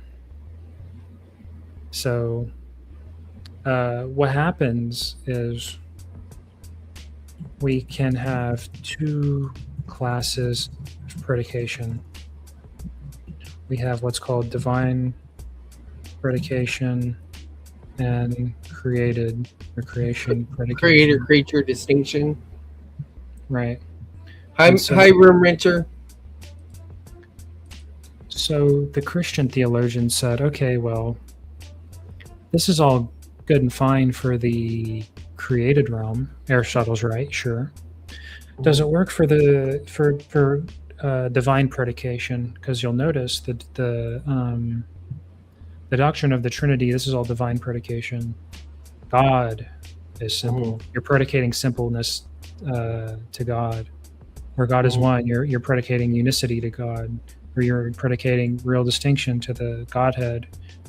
Or so maybe divine predication has different rules, because all of these rules that we have for us aren't going to work for God. That's not this isn't enough to get the Trinity. Because if you just take this and run the Trinity, then okay, if you don't do this move, if no move, divinity is immediately a universal, and let me put it here. And the persons are individual. Conclusion, tritheism. Like immediately. Like you can't do. If you don't change this, then you get tritheism, because there's only like these kinds of things, and wherever you put all of your concepts, you can't make it work. So we have to do this move that the Neoplatonists did, is they said, okay, Aristotle works for this world. Change it up for forms for God. So that the Neoplatonists took it and said, well, we'll change it up for our forms because it doesn't fit. And Christians said, well, we'll change it up for because it doesn't work for God. So the Neoplatonists and the Christians are sort of doing the same kind of project, but for different desideratum. Like they have different. Well, anyways, enough about that. I'd like to talk about very important stuff, and these are called relational forms. These are going to be crucial. So we have reflexive or reflexivity. So when I do like letter R letter, that just means the first and the second stand in the relation R. So X Rx means like X is R related to Y. So reflexive means for all X, RRX, XRX. So like equivalence is a reflexive relation. So if 3 is equal to Y, or so if 2 plus 2 is equal to 4, then 4 is equal to 2 plus 2. It's reflexive. You can switch them. Next one is irreflexive. And that's not XRX.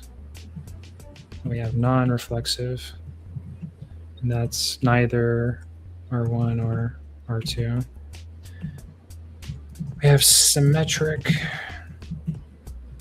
So if X are Y, then Y are X. Oh, sorry. Reflexive is 3 is equal to 3.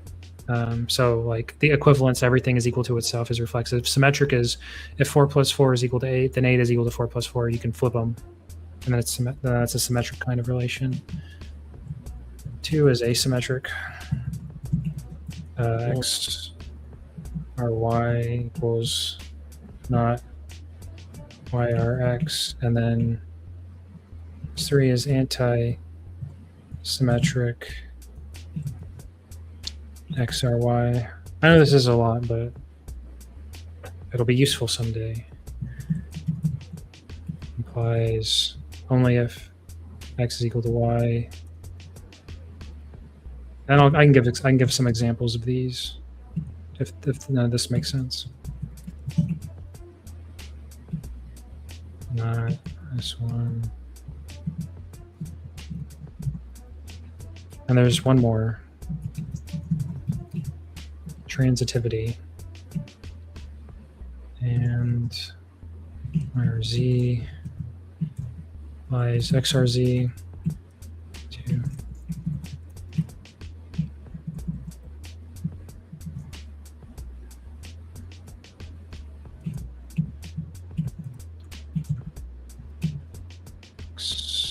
RZ.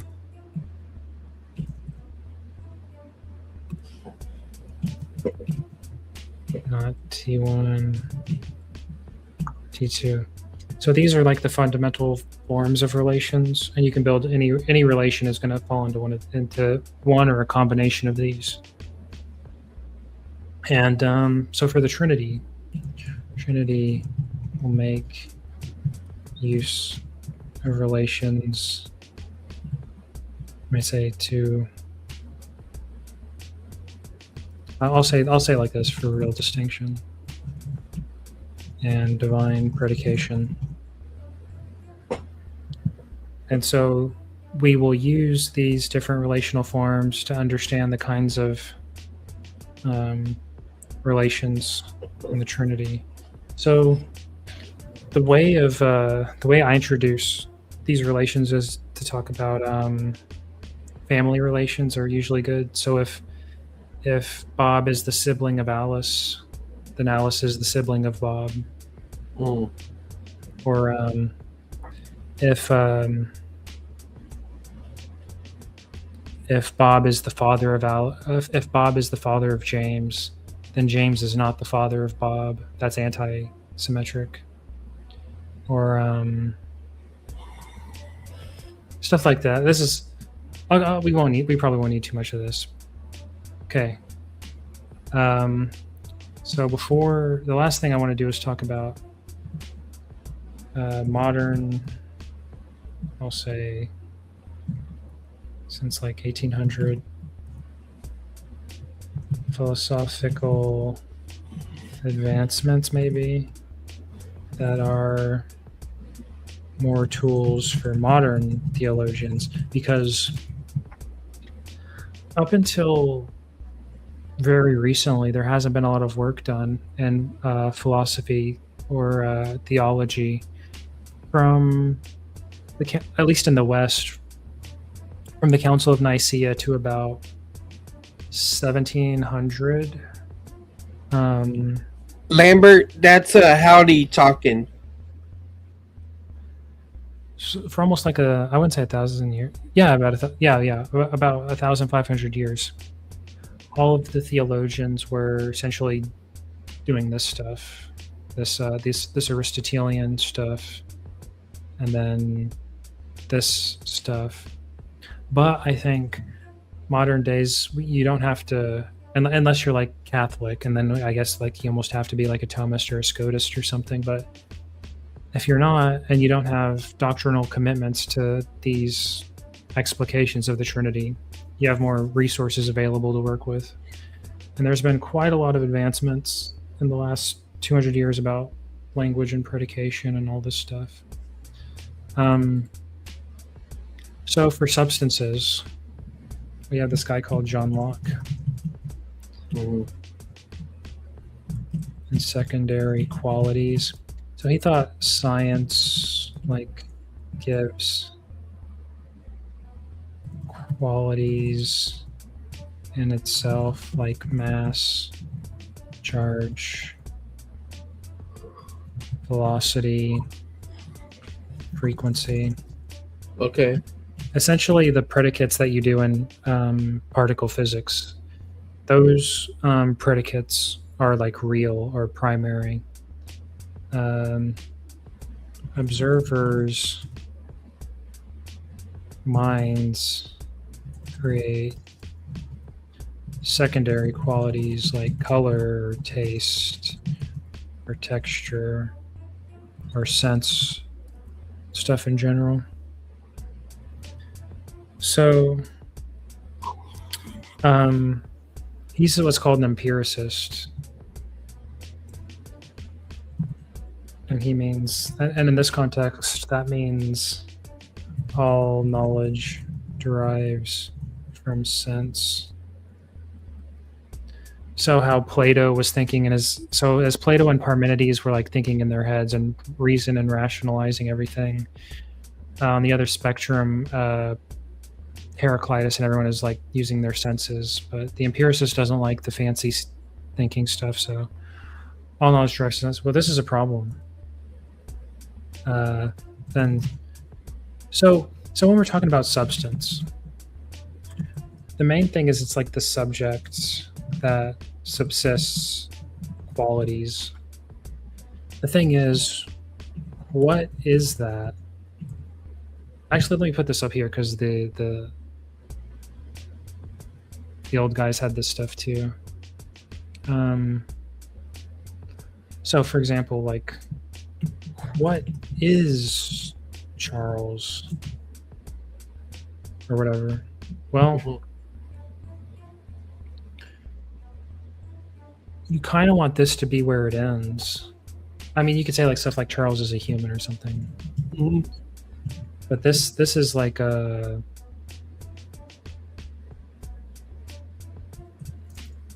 human. Oh, this is like human is said of Charles. So it's a it's a universal substance, which is secondary. He thinks that the individual so again, let me put it here.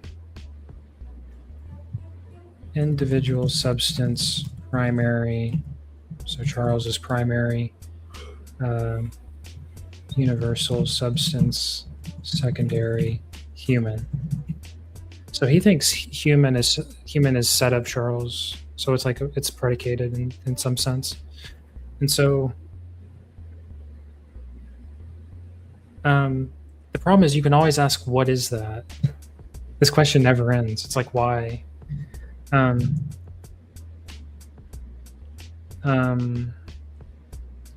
Also, oh, I forgot. We need to talk about essence, actually. This is where I'm going. Remember when I was talking about, okay, each person is God, essentially. So what's an essence? So Aristotle gives 5 definitions. He says what it is to be X. He says what X is by the being of X, what X is by the nature of X, although later theologians make this distinction. They just call this a nature. But at the time, Aristotle thought all of these were equivalent. The definition of X. Here's the question. What is the essence of human? And let's just say it's the definition. And we give the species is a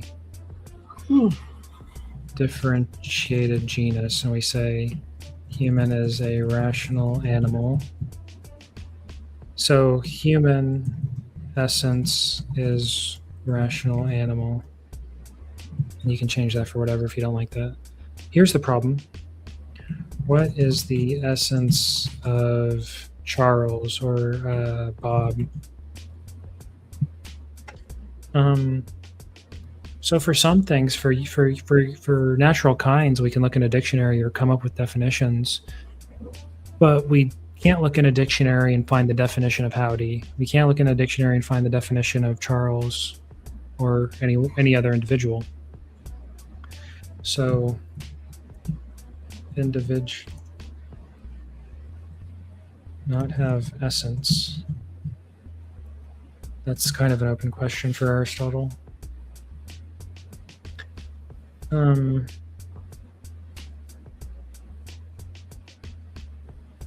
Why is this a problem? Well, it's a problem because really what a substance, we're looking for what holds together all these qualities or predicates. And we want to say it's the individual substance. But what is that substance or individual substance? So there's actually, I'll say for now, there's not really an answer to that. So when we say like, what is that? He says, John Locke says, something I know not what. And this infamous phrase sort of tears down substances.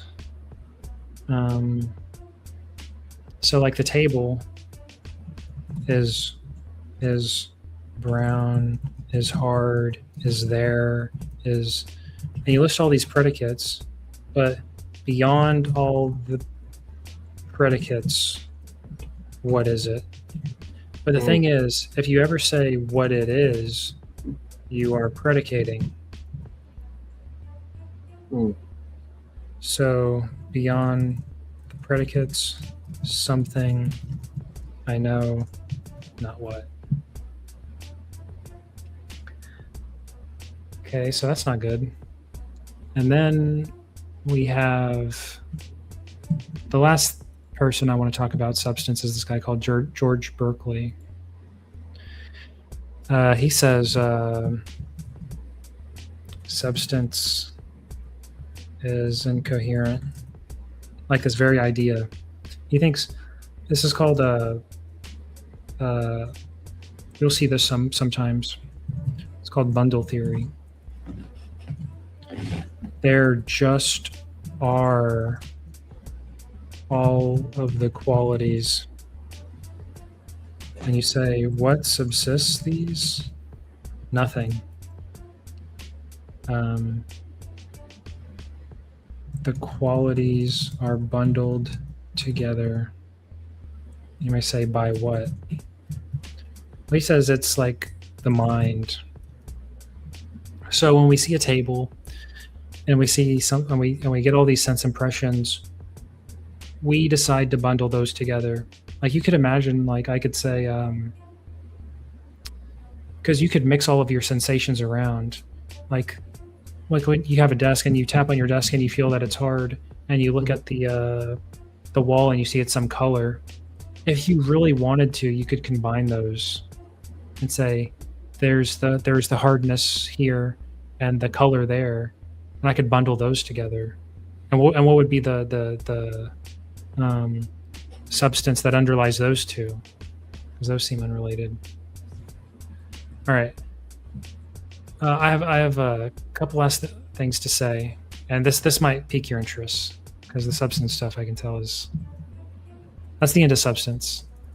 The last thing we have to talk about is naming, and I swear this is the end. This is the end of the road. Okay. And we go to this guy named John Stuart Mill. So we're trying to figure out what are proper names, because this is actually important, like Jesus or the Holy Spirit or the Father. You might think of proper names. And you might have some background in using proper names in all of your studies. So John Stuart Mill. Proper names, what's called denote an individual and does not connote an attribute. No signification, no significance. What does this mean? So he thinks proper names are something like stickers. Names are stickers that we place on objects. The stickers don't mean anything. You could think of denotation as reference, connotation as meaning. So saying that he is Charles or Bob or Jack means nothing. You're just putting a label on him. Okay. This doesn't work.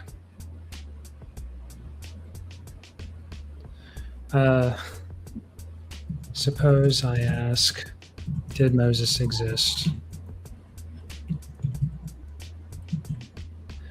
If we suppose that Moses is a meaningless label that has been applied to Moses, how can I ask this question?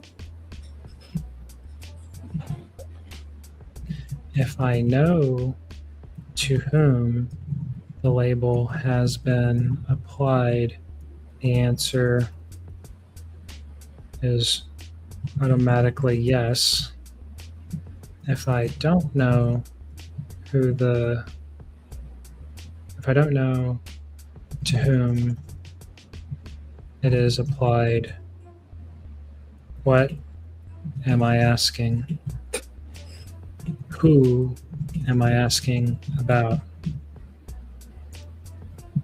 So if names are just these stickers and I say, who's Moses? That doesn't mean anything. But we seem to be able to, these words, our sentences do seem significant, like they seem meaningful. So the pure label theory doesn't work until it does. But we have to go through objections and rejoinders.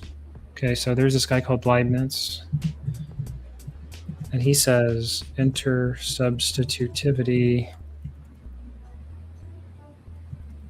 of co-referential terms, salva veritate. So this just means, fancy way of saying, if you change to terms with the same reference, the truth is the same. So if I say Charles is listening, and I say the layman's or layman or whatever your name is listening, this has same truth. So if I say Charles is flying and layman is flying, same truth, but it's false. So when we substitute co-referential terms like names, like this happened. This is interesting because the intersubstitutivity of co-referential terms salva veritate came up when we were talking about John, the Gospel of John, and his preface, where once he indicates to the reader that Jesus is the Word, then when we later read predicates about Jesus, like what Jesus said or what he did, we can substitute Jesus for the Word, and all the truths are the same because they're co-referential. Okay. Problem. Propositional attitudes and identity. How can identity statements have significance? So, like, it doesn't say this, obviously, but Jesus is the Word. Like, let's say we can infer this from John. If this is identical, how can it mean anything? Because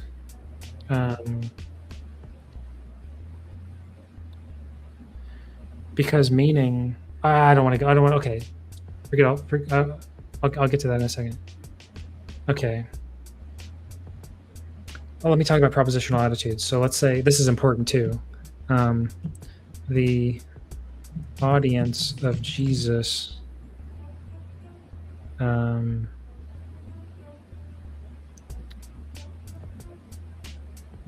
does not believe that Jesus is the Word, or at least some of them. I don't know.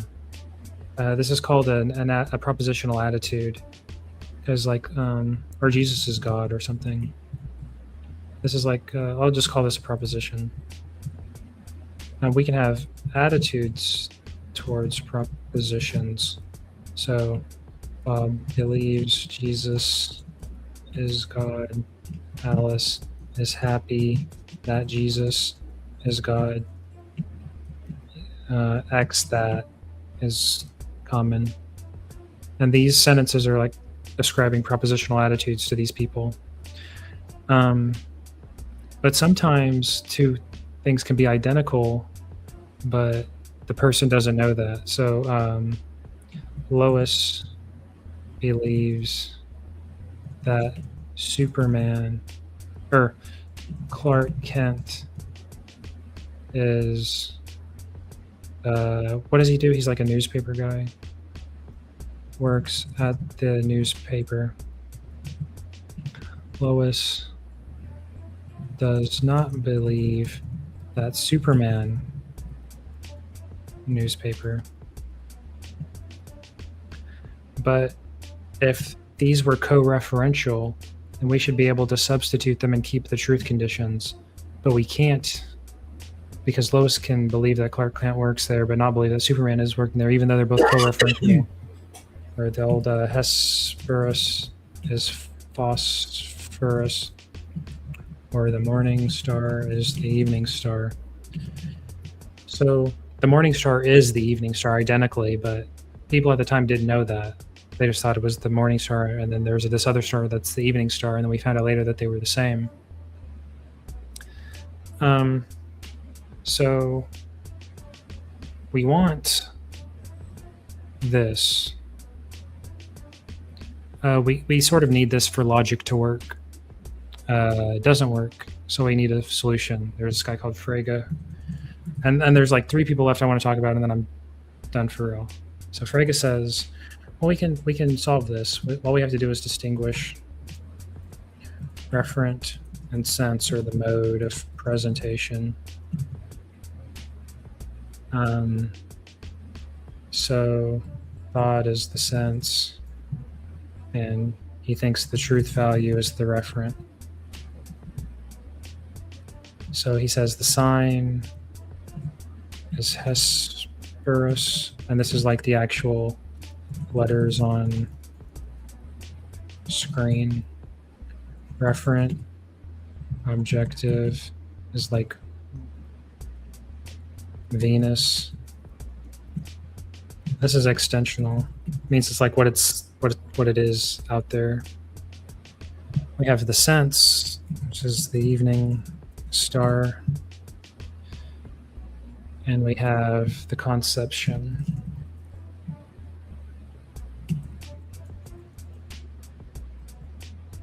which is the idea in head of star, of evening star, intentional. Okay. This is how we solve the problem. We say ideas cannot be seen, heard, smelled, or touched. They are had. So,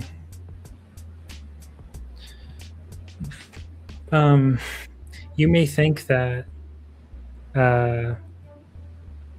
your sense, that you're hearing and seeing and smelling things with your sense perception, but actually those perceptions are evidence that you heard something. So the auditory idea, or perception and mind, is evidence. It's not the actual thing. And then the thing is, if meanings were ideas in head, this is the Plato problem. Communication is impossible. So meanings have to be public, not private. And so I'll talk very briefly about a couple of theories of meaning that are somewhat relevant and important. There's what's called the denotive theory of meaning. The meaning is the thing that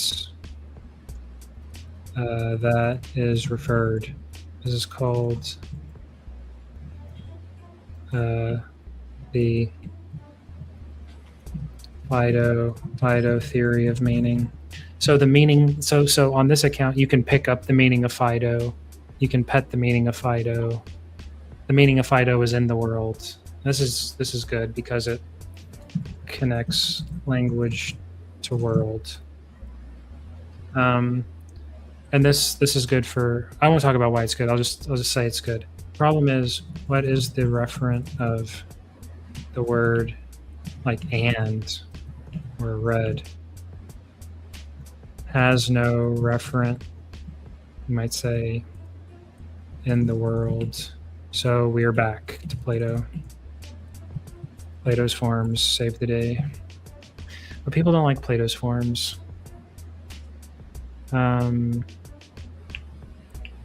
So there's two more people left that I want to talk about that fix the problem. Actually, I'll talk about one more person and end it. But this person is very important to the Trinity and to a bunch of other things. There's this guy called Bertrand Russell. He wrote this paper called On Denoting, where we stock the mind with puzzles, like language puzzles. The blank seems to act like names. These are called definite descriptions. So you can say like the present king of France. Okay, here's the problem is we have non-referential subjects like the present king of France because there is none. And we want to save the denotive theory of meaning because it's useful, but non-referential subjects don't denote anything. So we have this guy named Meinong who said, well, the round square does not exist, but has being. He's going back to Parmenides. And then we have Frege who says either the null set or no truth value. Both of these are awful because on this you have to say like square circles exist, but on this, on Frege's, it's then all non-referentials are co-referentials. So Santa doesn't exist, and my daughter doesn't exist. But if we want to retain the denotive meaning, then we have to say that these sentences are meaningless, or they both refer to the same thing. So Santa is my daughter. That's true. If you're Frege. So we need a better solution because we don't want to say that Santa is my daughter is true just because they co-designate the null set. The null set is just like the empty set or the nothing or whatever. Okay, so the last thing I want to say is the puzzles of predication that we got to solve. And then we'll be ready. And then I'll end it and everyone can build their doctrine of the Trinity however they want. So there's three problems. One is substitutivity. That's the problem we had before with Clark Kent and Superman. So the example is George 5-4 wanted to know if Scott was the author of Waverley. This is true. George 5-1, and let's just suppose that the author of Scott is identical to Waverley. If Scott is Scott, this is false, but it's substituting co-referential terms. So we need to solve this problem. The other problem is excluded middle. We want to say that the present king of France is bald. We want this to be true or false. The third is negative existentials, such as son of a bee, we can't know how to spell. Such as blank does not exist. So instead of doing all the solutions that don't work. I'm just going to give you the solution that works for Russell.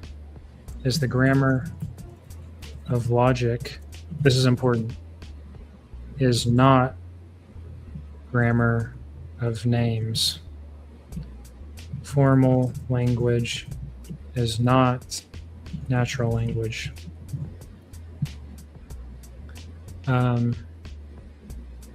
So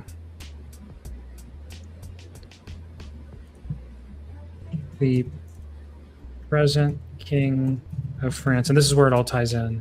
I know this was a long winding road, but this is where That's fine. I like inductive stuff. Go ahead. the present king of France is bald. What is the subject of this sentence? Now, because you haven't said anything, I can bring you in. What is the subject of this sentence? The king, the present king, you could say, but the king. The king. Well, technically, it's the present king of France because that's what's getting predicated. Right. Is bald. Wrong. Okay. because there is no present king of France. English. So this is ingenious. It means we've all been misunderstanding everything the whole time, but this is a work of natural language. This is for economy of speech. We all think that the subject is the present king of France. Aristotle would say that. Aquinas would say that. Plato would say that. Frege would say that. Everyone up until Bertrand Russell thought that that was the subject of that sentence. Wrong. The subject of that sentence is something.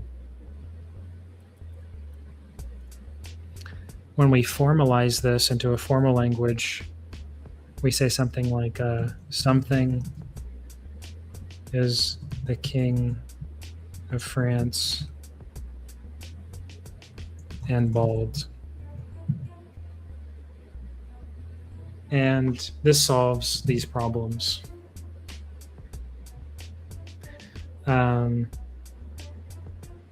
Because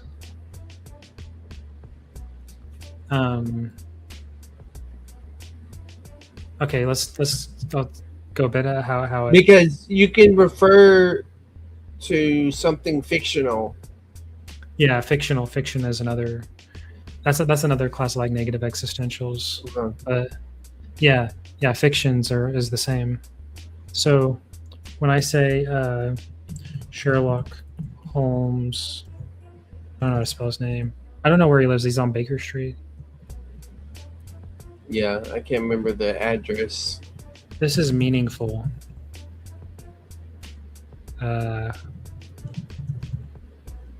Right.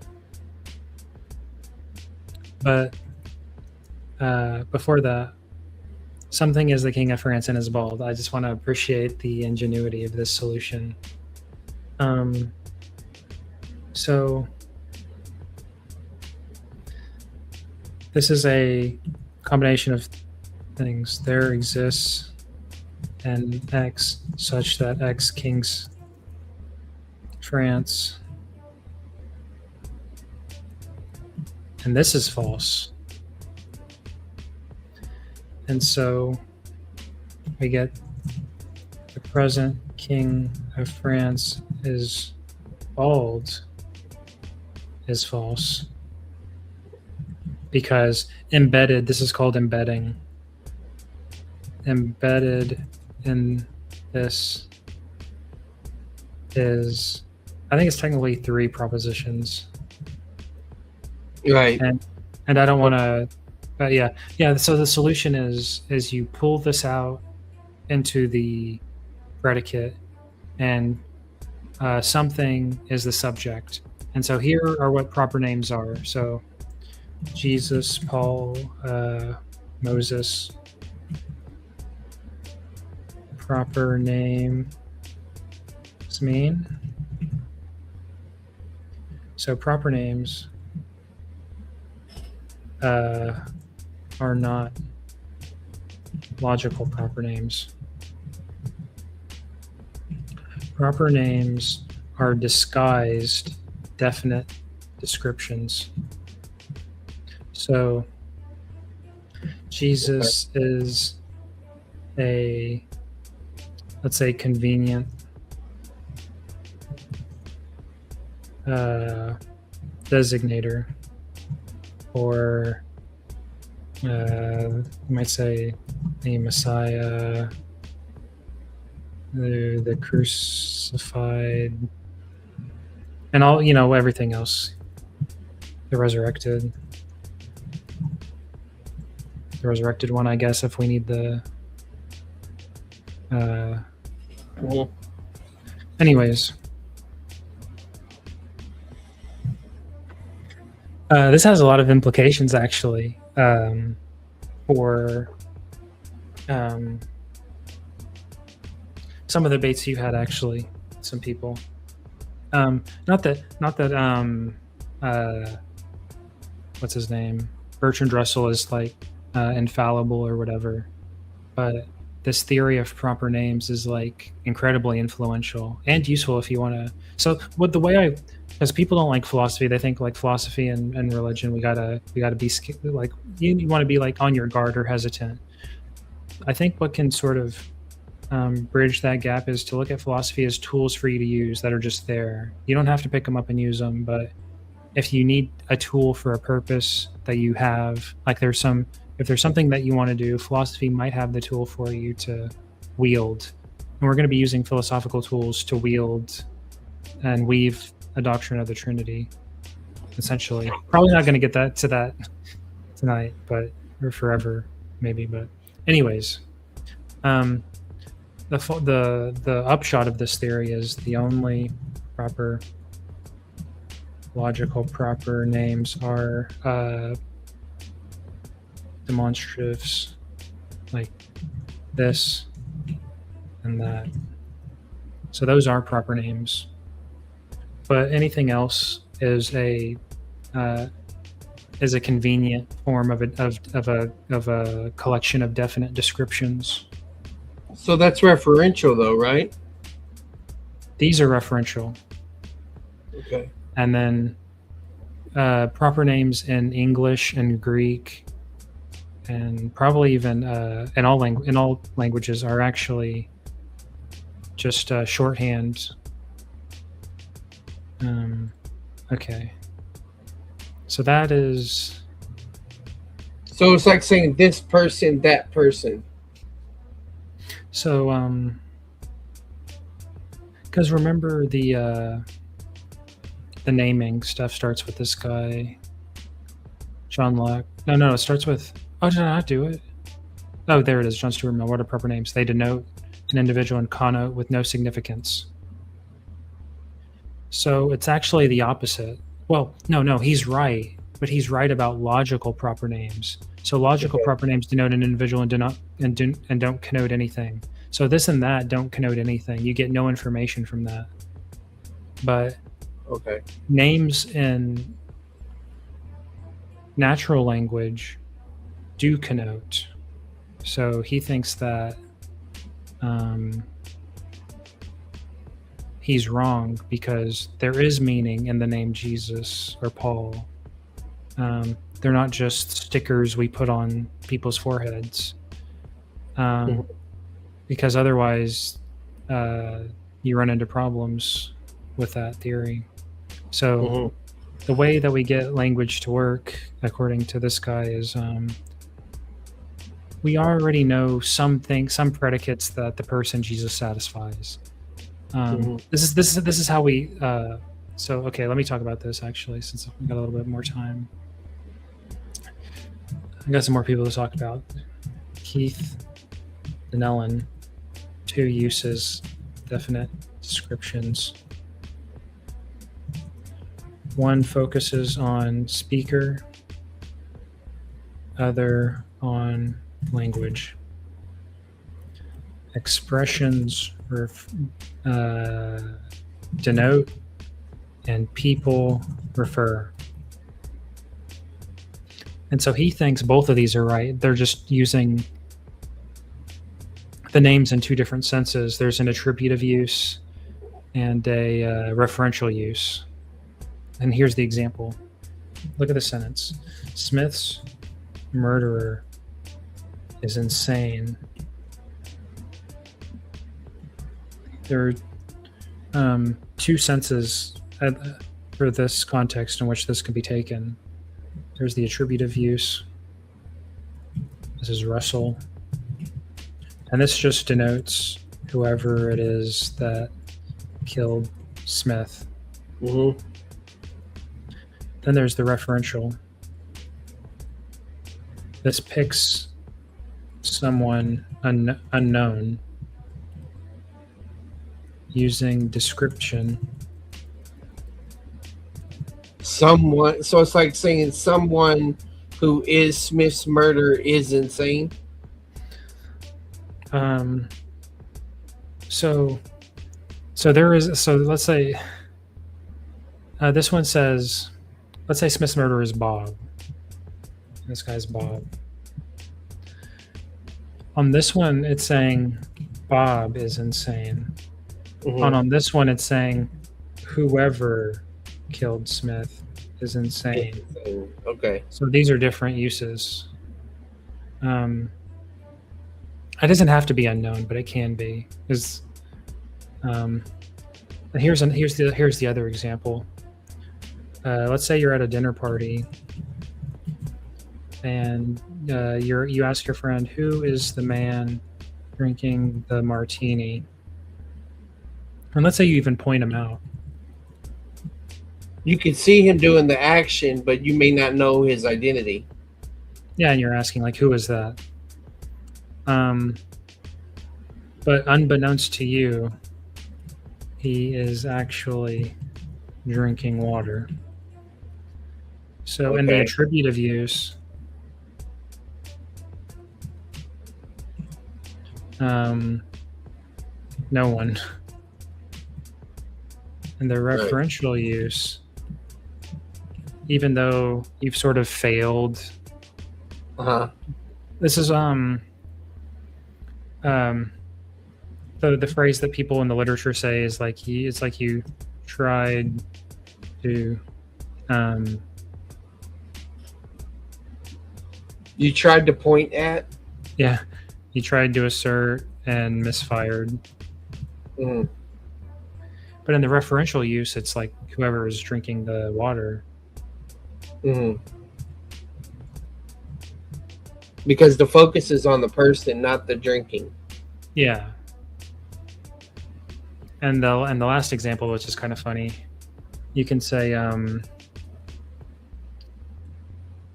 let's say like you don't like Trump, or actually better, let's say you like a MAGA guy doesn't like Biden, but shows up at somewhere Biden is party and says, I'm here to see the president, and he doesn't believe Biden is president. So this is what we distinguish, like speaker, not my president. speaker meaning versus sentential meaning.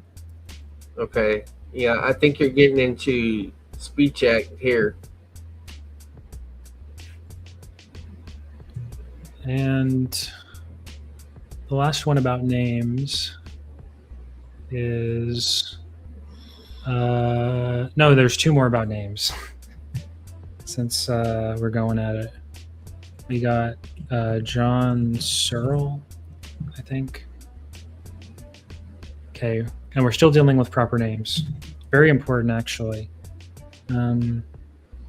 Proper names, very important. These will come back to haunt us. What does John Searle say proper names are?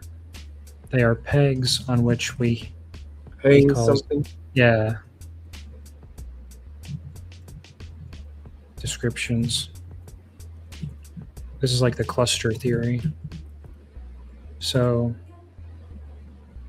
this is a question of how are names used to pick someone out? Well, names are, he says, built with directions to point someone out. So when we give people names, or when we tell people about names, like when we're teaching or like giving people information, we don't give a name. Well, what happens is we pick out some characteristics Mm-hmm. to show. And then we say that guy is named The proper application of, or proper application or use of the name. So you don't just say there's this guy Aristotle. What you say is there was a Greek philosopher named Aristotle. Mm-hmm. And what happens here is you're building into the name the directions, so that before you get the name, you get the. I mean, sometimes it doesn't happen that way because someone says, "Oh, Moses went to the," and you're like, "Who's Moses?" And then they give you some descriptions. Right.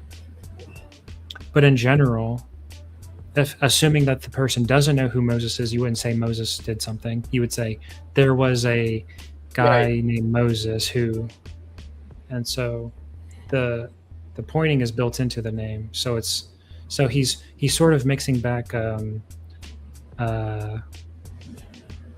what is it?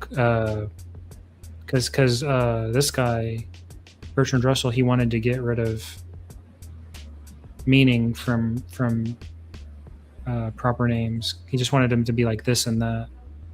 But here we sort of bring this is connotation. We're bringing connotation back into the denotation. We're mixing them together again. Okay, so we can say, okay, here's why. We can say Aristotle wrote Nicomachean Ethics. Aristotle wrote the Organon. Aristotle was a student of Plato. Aristotle taught Alexander the Great. And let's say Aristotle was born in Peru. And let's say someone is given these descriptions for proper application of name Aristotle. This is an interesting question. What happens when we figure out one or more of these is incorrect? Then you're talking about two different Aristotles. Yeah. Let's say we find out Aristotle was not born in Peru. What happens? Well, we He can was say born somewhere. that's not Aristotle. You can say that's not Aristotle. Or we say we can. That's a different Aristotle. Yeah, a different connotation. So we can update the connotation of Aristotle. Yeah. So here's one. Even worse. What if we found out Aristotle never existed? Well, Okay, there was a fabled philosopher that supposedly wrote all of these things. But still, that fabled philosopher still needs to exist according to the legend in Greece. The important thing is this Aristotle still means something. Right. And so how do we so Aristotle cannot mean some what's called cluster of descriptions because those can change with revelation, let's say. So So like when you learn something about Jesus, it's not a new Jesus, you know. Right. So he thinks like, okay, well, if you get some fraction of this descriptions, maybe enough to uniquely identify it is sufficient, even if some things that you believe are false, like because like let's say Jesus, because this happens a lot, because like you think like people have to believe in Jesus. Okay, Mhm. who do we like, who is that? And then you might trot out Jesus is predicate XYZ. You'll predicate things of Jesus, or you'll say the person who XYZ. Mhm. And there's different ways to connotate about the person named Jesus, because Jesus and the person named Jesus are like slightly different here. But we denotate with the word, with the name Jesus, and we connotate things about him, and we sort of we're sort of directed. It's about that pointing idea, pointing someone out. How do we point this guy out? Because it's important to point him out. Here's a question: can you believe anything false and still have the Jesus? Like let's say you think like in your mind, like you think he has brown hair, but maybe he had black hair, or maybe he was like dirty blonde. And if you get the hair color wrong, is that a different Jesus? This question. Right. What is the minimum? What is the minimum one has to believe about Jesus? Yeah. So this question comes up a little bit. You can say, you have to know what day he was crucified. You have to know he was crucified, what day, what wood, how long he was buried. You have to know that what kind of resurrection it was, or who saw him first. And well, if we do, then we're in trouble, because John at the end of his book, he says, if we wrote down all the things that Jesus did, it would all the books and all the words couldn't contain it. So if that's the case, then we're in trouble. Mm-hmm. So it's sort of like a, I don't know. I don't like saying, because I don't want to go on out a limb and say like what I think about particular, but I just want like everyone who thinks about these things, like, oh, it's just something to think about, you know? Mm-hmm. Anyways, the last guy, and this is the last guy. This is the final boss. Actually, there's two final bosses, but I mentioned this earlier when we were talking with the other guy, Chris Morrison. I said, yeah, the two guys, Saul Kripke and Quine, is WVO Quine. All right, these guys.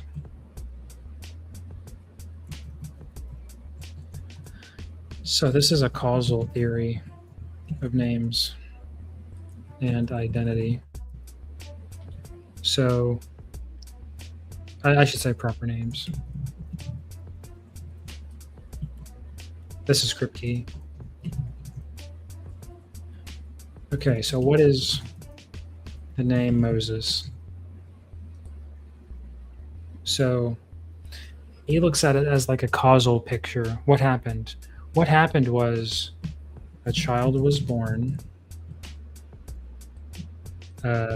This child was, you could say, baptized with the name Moses by whoever named him. I forgot who named him. Was it the lady that found him? Yeah. She said, she said, I'll call you Moses because I pulled you out of the water or something. Yes, yeah. I forgot her name. The lady that pulled him from the water. Then what happened? Oh. That's all I remember. I was trying to think of the name. I don't even know how to spell Pharaoh right now. My mind is... I'm starting to bleed. My thoughts are starting to bleed. Okay. So this is his story. What is the name? What happens is child is born. Child is... What's funny is he might have had another name, but then He's baptized with the name of Moses by the Pharaoh's daughter. Then what happens? The Pharaoh daughter tells other people that the child is named Moses.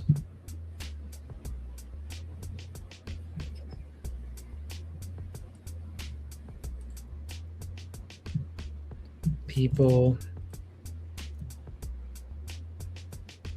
start using the name Moses to refer to that child.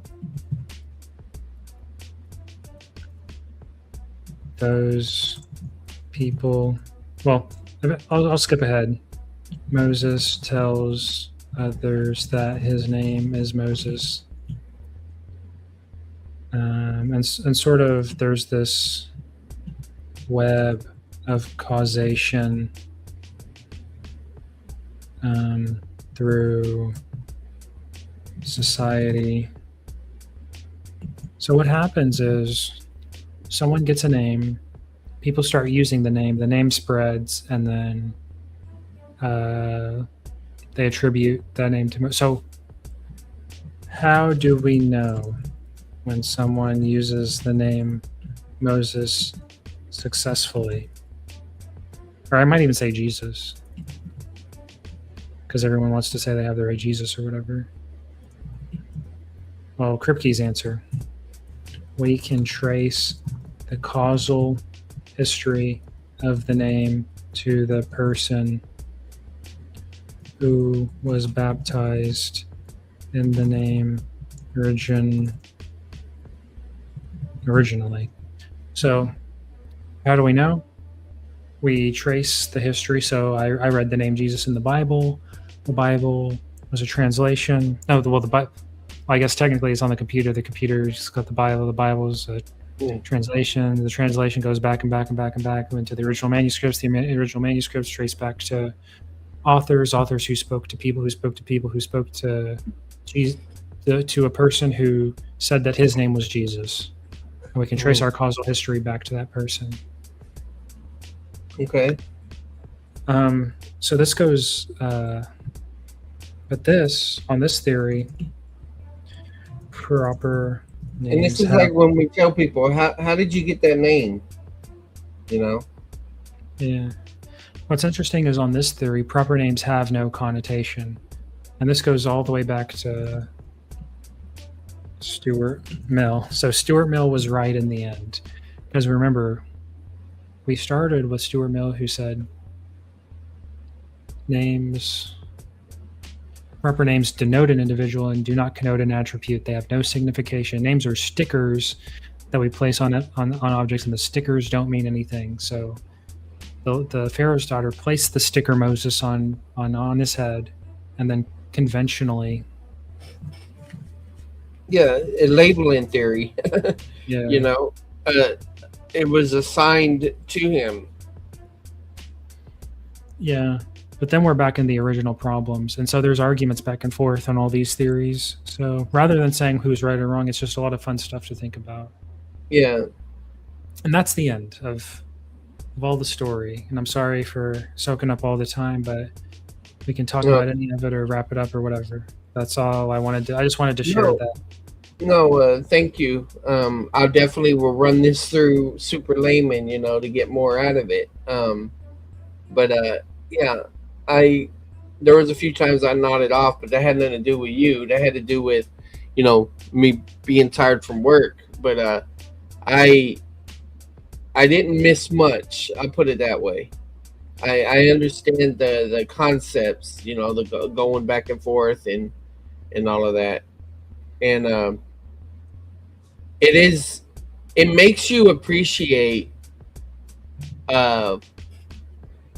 prior articulations of theology as well as present articulations of theology. Like, there's a lot of thought that has gone into things that we take for granted. And it may not be right, but they did try to work with what they had to understand, these things. Yeah, my goal wasn't even really to give like a specific doctrine of the Trinity. My goal was to give everyone all the tools that, well, at least an introduction to most of the tools that they would need to construct the doctrine themselves. Really, my goal ultimately was that if people were interested in the doctrine of the Trinity, they would be able to read primary. After listening to this, they should, I hope, have enough light on the subject to be able to read the primary literature and understand like the flow of their thoughts and what they're trying to say and stuff like that. No, that's good. Well, I'm going to land the plane and probably crash. Yeah, sorry, that's probably a lot. No, that's fine. Thanks, Howdy, for doing this. Yeah, maybe you can do more me. things in the future, you know. Yeah, maybe. It was just on my mind, and I just wanted to get this out and share it with you and anyone else who was interested, because I thought it was interesting. Yep. Thank you. Yep. All right, guys. Y'all have a good night. Check out old stuff, new stuff. It's all good. God bless. See you.